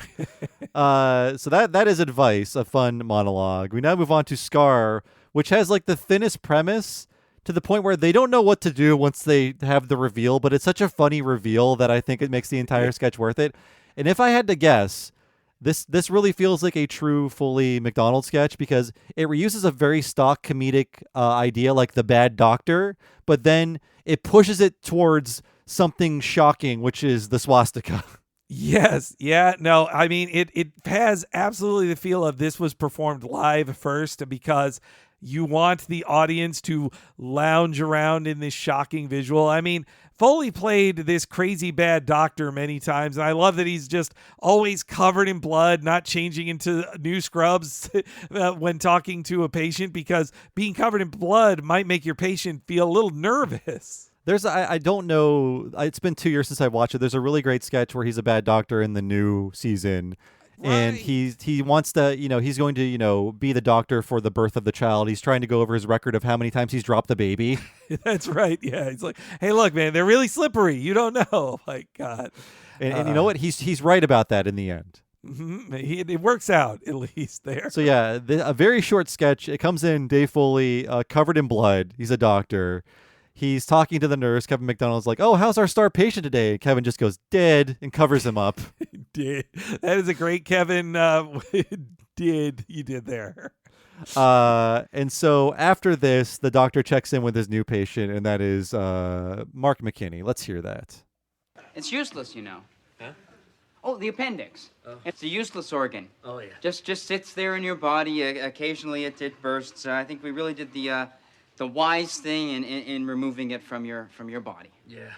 Though I guess I'm gonna have a scar now, eh? Oh yeah, well that's what happens when you cut really deeply into a whole lot of skin with a razor sharp knife.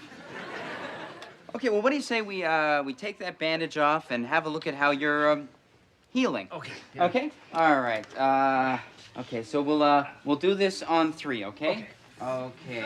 1, 2, 3. Okay, well, let's see here. Well, that's healing very, very nicely. I'm pleased. Okay, well, I'm gonna monitor this. Hey! And we'll, What the hell is this? That's the incision from the operation. Remember, we were just talking about it. It's a swastika.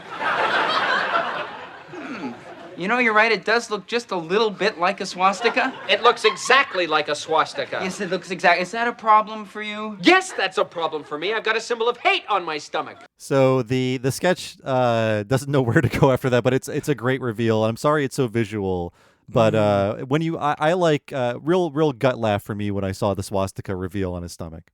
Oh, on my first watch, it's so fun. Like, we got to laugh at oh, this old thing, you never see swastikas again. That's not it's a Nazi comedy of the early 90s of just well, yeah, that's far in the past. Like, to that's the point how we where laughed. Mr. Show had to say no more Hitler sketches. It's too easy. Yeah, it is. I mean, that's also the joke in their last episode that they made up, that they did a rejected sketch called Hitler blanks a donkey for a sketch, because they know it's hacked like Hitler does a thing. But the swastika reveal always made me laugh as a kid, especially though when he says how he'll redesign it.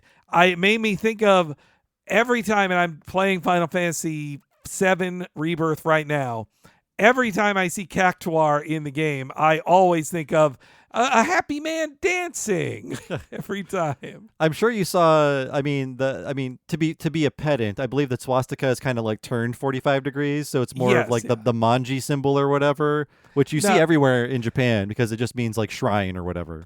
Yeah, exactly. No, it's it's not there. It's not Buddhism's fault that that happened. Yeah, I keep saying this. It's not Buddhism's fault. Yeah, but no. I mean, also if you were to line up Cactuar next to a swastika, like his arms are in different directions, like it's not the same. But probably it's referencing the Buddha symbol. But yeah, also, that this is the little Canadian flavor that when Mark says, like, guess I'm going to have a scar, eh? Like he says, eh, he says it naturally. I think it sounds like a natural A, which I got to tell people it's not happening in Vancouver. And I'm still tickled whenever I hear like, oh, is that person from Toronto? They made it out here?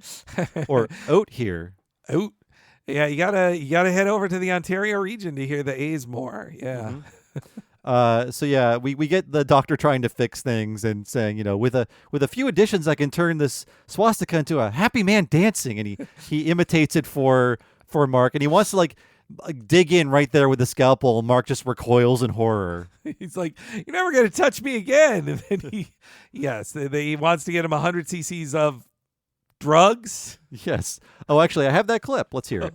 Nurse, hi. I'd like to put this man on 100 cc's of drugs. What drugs, doctor? Heroin? What? Oh, doctor, they want you in OR. There's a cardiac arrest. Surely, nurse, that's a matter for the police.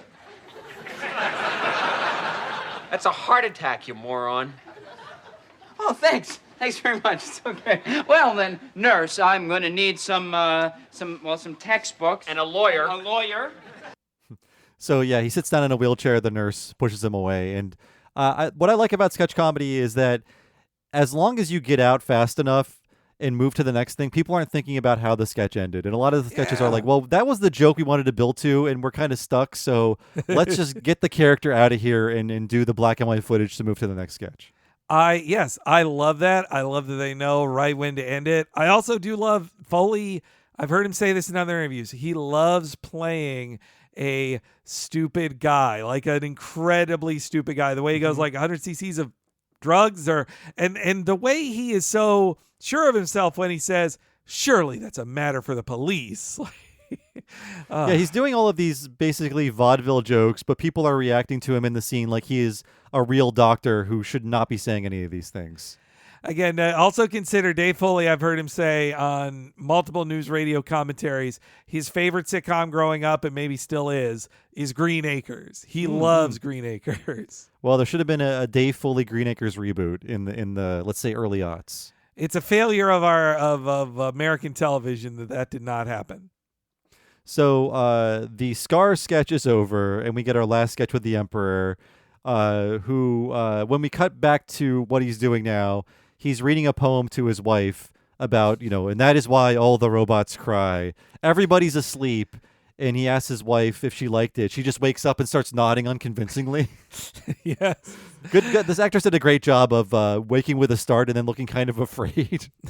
Yeah, all of these silent extras are very funny in this. I like that. I mean, yeah, I also think that it's about a guy who probably, maybe Mark wrote this and it's coming from a place of like worried that your spouse or partner is not giving you good feedback and just go like, that's funny, right? They're like, yeah, oh yeah. I guess this is a narration, or maybe it's a poem where he says, I read my wife 40 poems. She likes them. No, really. She said so.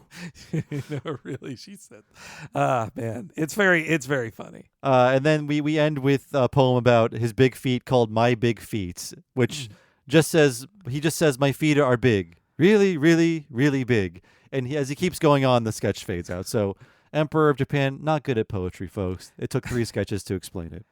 I do like, too, that Mark is the Emperor. He then makes a weird face, and she has to pretend to laugh at it. He's like, and she's like, ha, ha, ha. He's trying to get anything out of her. And then, like, again, acting fake humble when he actually makes her laugh. Mm-hmm.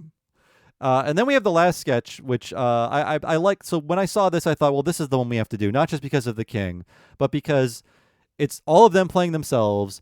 and they're playing a version of themselves that magnifies their flaws and their insecurities as well, which is why I love this sketch.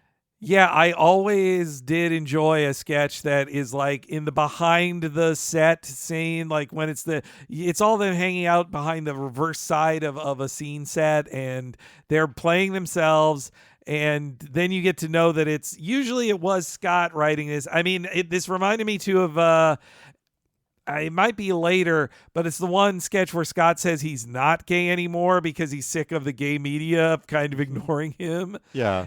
Because I remember Bruce replies to him like, so first you weren't gay, then you are gay, then you were irritatingly gay. And then Scott replies like, I don't remember being that, Bruce. Like there's a little cattiness in this scene I love. Yeah, I just love how we get to know what every character, what every actor or performer is like in this scene, which is still very funny, a funny scene to begin with. So it begins, Dave and Kevin are bickering over whether or not the answer to something is Kirstie Alley or Shelley Long. They're going back and forth, and Bruce goes, guys, it was Beethoven. And they go, Beethoven. So I don't know, very, very mistaken, you see, on the answer to this question. It feels like it's coming from the same place, or maybe mocking the iconic Citizen Kane scene of just like Dave and Kevin had a disagreement. Yes, when it comes to this. They could be that they argue over stupid things constantly behind the scenes. But then Scott comes in and reveals his true intent. Okay, I wanted to call an emergency troop meeting. Emergency troop meeting? Yes. Scott, remember the last time you called an emergency troop meeting? It was to announce you didn't believe in emergency troop meetings. This isn't easy, Bruce! Wow. Well, what is this, Scott? Okay, I have an announcement to make. I'm gay. And? I'm starting slowly, okay? I'm gay, and I'm over 30. And? Okay. I'm gay, I'm over 30, and I'm in love with someone in this room. Oh, Scott, I'm flattered. I saw you looking at me when I was doing push-ups. It's my fault, guys. I'm a guy's guy. I drink bourbon. I spit. I sweat. It's not you, Bruce. It isn't, but I'm a guy's guy. Sure you are, Bruce. Sure you are. Wait a minute. It's me. That's why you haven't called me at home in 3 years. You're trying to hide your love for me. Wait a minute. You're all in love with me. No? I love the direction this goes, which shows you, again, it's 1992. The SNL sketch would be a character announces they're gay and everyone is disgusted and puking and they don't want to be the one who has been fallen in love with. Here, they're all saying, oh, it's got to be me. I know it's me. And when they find out it's not them, they're disappointed. Yes, that's such a great inversion. And I think it's also pulled from Scott's real gay life.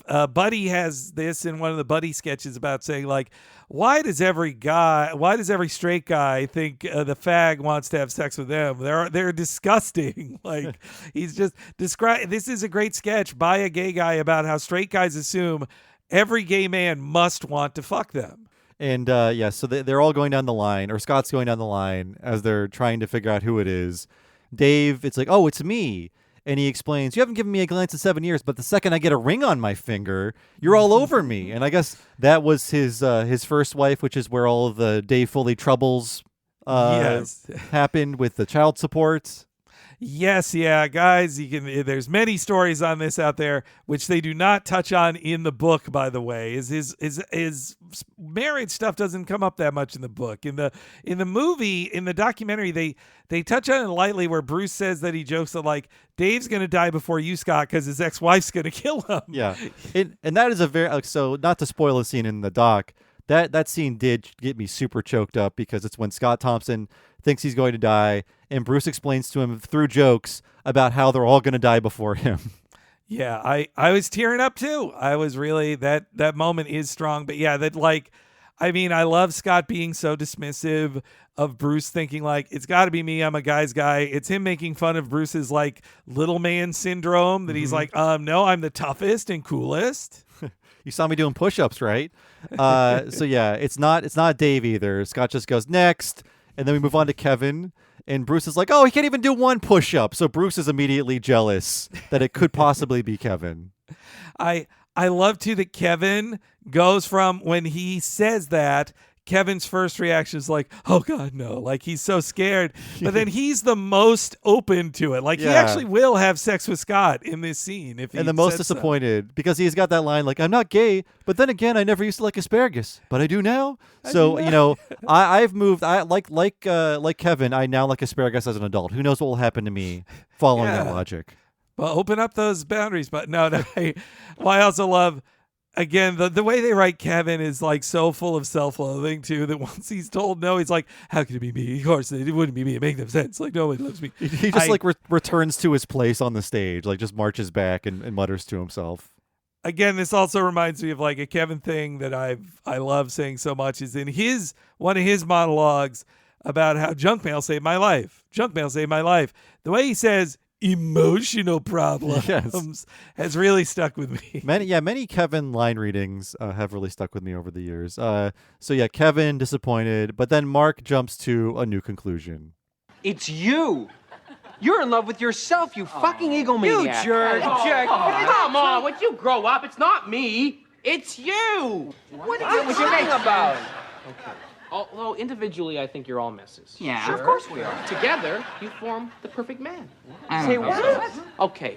See, look at Bruce here with his athleticism and ability to drink. Dave with his flirty eyes and even greater ability to drink. Mark, of course, for his incredible abdominal muscles.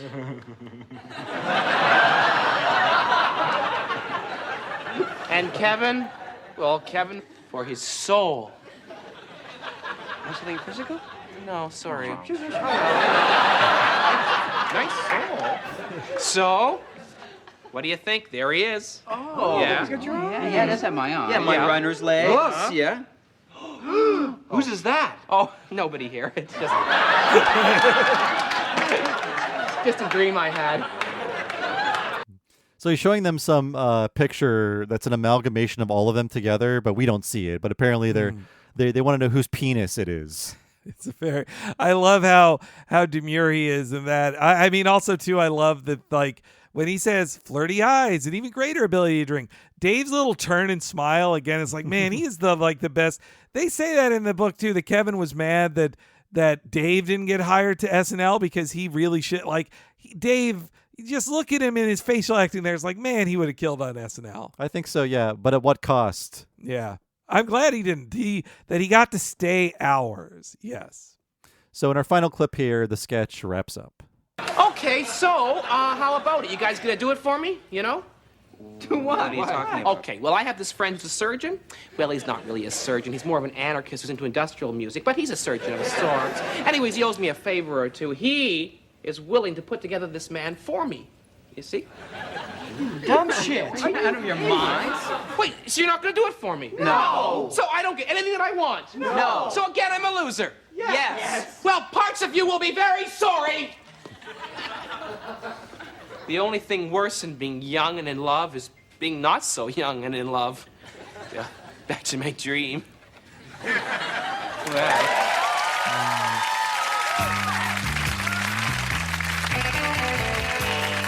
I want to include a little bit of that because you can imagine Penn Jillette saying, "Coming up next, absolutely fabulous." It's a good gay combo to go with there. Yeah. That's Actually, it'd probably be another episode of Kids in the Hall, unless this was the second one. No, that I love this too because when he says, "I've got a friend, he's a surgeon, not really a surgeon, he's more of an anarchist who's into industrial music." There are multiple times in that book where they just mention either a former partner of Scott's or a friend of his that is described like that. Like, oh yeah, this is based on this weird friend of Scott's or this ex of Scott's or whatever. Yeah, there are many references to Scott's partners in sketches. Mm-hmm. And then also to Scott, it almost feels like he's doing the end of a Buddy Cole sketch because he's like giving like a coda to it, like how Buddy, even in Buddy sketches that are not a monologue, he'll still give them a coda, and that's what this feels like too. Mm-hmm. Yeah, it's a nice little sketch where, I mean, I assume Scott wrote it. It seems like he did, but it even examines his flaws where he needs to have his own way. he's got a giant ego, and he's willing to insult all of his cast members, troop members rather. I mean, this could also be about writing a sketch because he's like, look, I wrote a sketch for all of you guys in it. And aren't you going to star in my sketch? And they're like, no, he won't do your sketch. I mean, let me mention another of my favorite Buddy sketches that he did was it's about gay marriage where when it wasn't really a thing, but it's him disliking two other gay guys who want to get married because they're like, we want to get married. It's like, no, but marriage doesn't work for anyone except maybe lesbians. And also there's a great joke that both of the guys played by Mark and Kevin, they're dressed exactly the same, have the same wig on for a haircut, and both their names are David. And it's such a great joke about how heteronormativity in boring gay relationships is what Scott is making fun of. It's a very deep gay culture joke. Yes, I'm sorry that I couldn't get any Buddy Cole in here, but this one represented everything the best, I think. But Buddy Cole's an important part. It's basically a buddy. Yeah, I mean, yeah, it kind of is. And, there's a lot to talk about with Buddy, about how he's like an important sketch character, but also very controversial within the gay community in the 90s as well. Not really embraced wholly, I guess. Yeah, no, he wasn't. He was controversial then, let alone now, for the Buddy character. And it's easy to say it at place then, but yeah, I mean, it's also you have to take Buddy as, to me, a character that is Scott dealing with his own complicated feelings with the gay community. Like there's a telling scene in the documentary from some of his early stand-up where he's saying, my dad's hate for me being obviously gay put a chip on my shoulder. And then my feelings of rejection from the gay community put another chip on my shoulder. And now I walk with perfect balance. And I was like, yes, that's exactly Scott's issue he's dealing with through Buddy sketches. Yes. I mean, and then when you see what he's gone through, you understand why he could be a little outspoken, especially these days. Oh, yeah. No, I mean, there's even crazier stuff in that book that I'm like, wow, not... The thing he said that you got to buy the book, but he says that terrorists maybe firebombed his home at one point. But he could never prove it. But I was like, boy, that's a Iraqi terrorist, perhaps. Yeah, all for the sake of a documentary that's probably not good. No, probably pretty shitty, honestly. Yeah. But no, this sketch, I love that it's about how somebody maybe always said, oh, which maybe it came from him being asked, so which guy in the group would you have sex with if you could? And this is his answer of like, well, just be four of them combined in a certain way, but not with their dick, with someone else's penis. Yes. And the other episode I was thinking about covering had the girl drink drunk sketch in it, which is a very strong sketch that I love, but the surrounding material wasn't as strong as the surrounding material surrounding the King of All Empty Promises sketch. So, but I say if you want to check out another strong sketch, that's a really good one as well. Like another film sketch with a great premise, and it is Kevin and Dave doing what they do best. Yeah. Meteor's favorites are often Kevin and Dave's. I'm seeing here. Yes. No, I love Girl Drink Drunk. I am a Girl Drink Drunk. You have seen me buy girly drinks at things, and we've connected over that. You did say tastes like candy when you have them sometimes. Tastes like candy. But yeah, I don't know. Any final thoughts? It's been a long 3 hours, but we managed to talk through our love of the show, do bad impressions of characters we love, and hopefully explain to everyone out there why the show means so much to us. And I assume a lot of our audience hasn't seen it, but it's all very available. And, when I did my chronological rewatch like 15 years ago, I thought, this will probably get old, right? It didn't get old. Like, I mean, there are some sketches that are not great. But I feel like there's always a great highlight or like a new comedic idea in every episode, which is hard to do when you make 100 of them. But yeah, I recommend, if you like what we talked about here, watch the episode that we covered and then go out and just choose random ones, because you'll find something you like, you'll find recurring characters you like, and you'll find a lot to love about these five guys.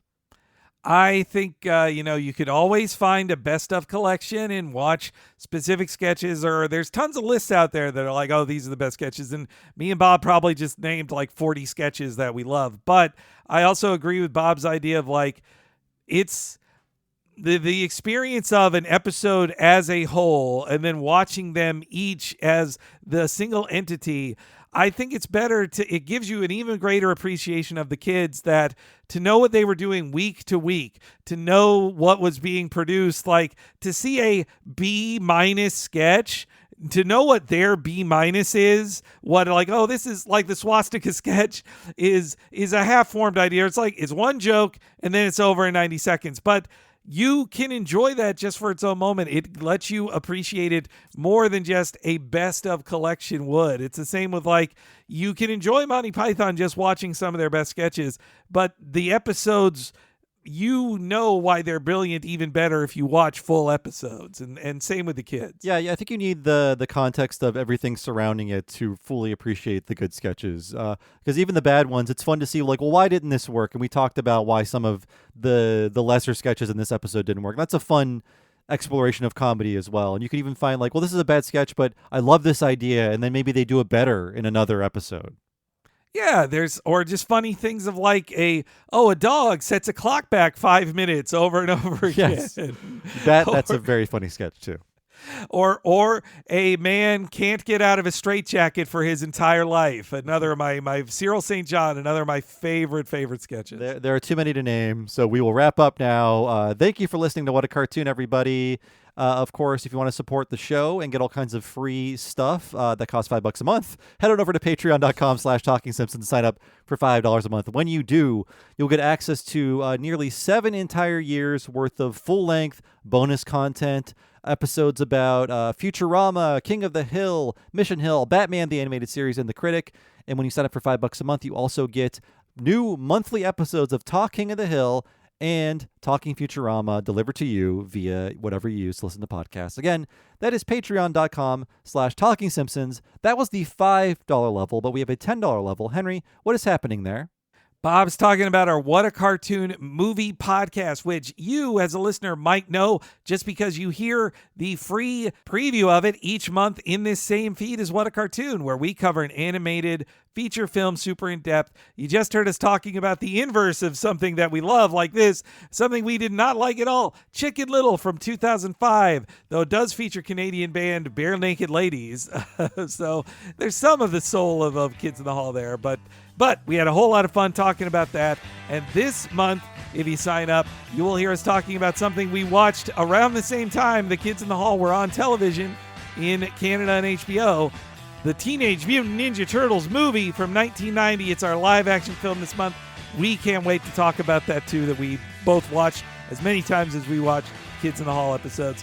We have a giant back catalog of over 5 years of them, and you can hear stuff as varied as Pixar movies, more live action movies, Beavis and Butthead films, and even our longest podcast ever, 6.5 hours, about Who Framed Roger Rabbit, ad-free too. Check it all out at patreon.com/TalkingSimpson. And I've been one of your hosts, Bob Mackey. You can find me on Twitter as Bob Servo and on Blue Sky as Bob Servo as well. And I have another podcast, by the way. It is Retronauts. That is a classic gaming podcast all about old video games. You can find that wherever you find podcasts, or go to patreon.com/Retronauts and sign up there for 2 full-length bonus episodes every month.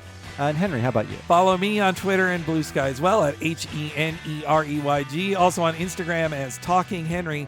And if you're following me and Bob on social media, please follow at Talk Simpsons Pod in all of those places, because you'll stay up to date when there are new podcasts or new live shows or new anything's going on. You stay up to date if you follow at Talk Simpsons Pod on Twitter. And if you'd like an easy-to-explore list of all the previous What a Cartoon and Talking Simpsons podcasts we've released on our free feeds, head on over to TalkingSimpsons.com. Thanks so much for listening, folks. We'll see you next time for an extended free preview of this month's episode of What a Cartoon Movie, all about the first live-action Teenage Mutant Ninja Turtles movie, and we will see you then.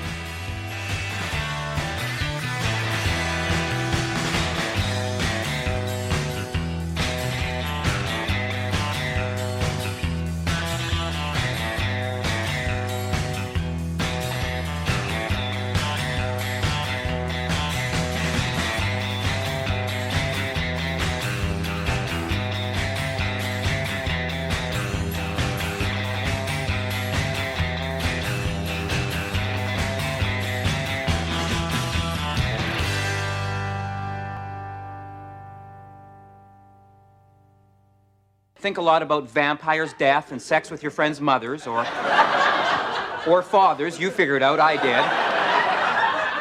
Wear a crash helmet around just in case. Watch your friends get married and grow beards to cover their puffy, compromising faces. Then get a TV show. I guess I'd have to say that's my only advice.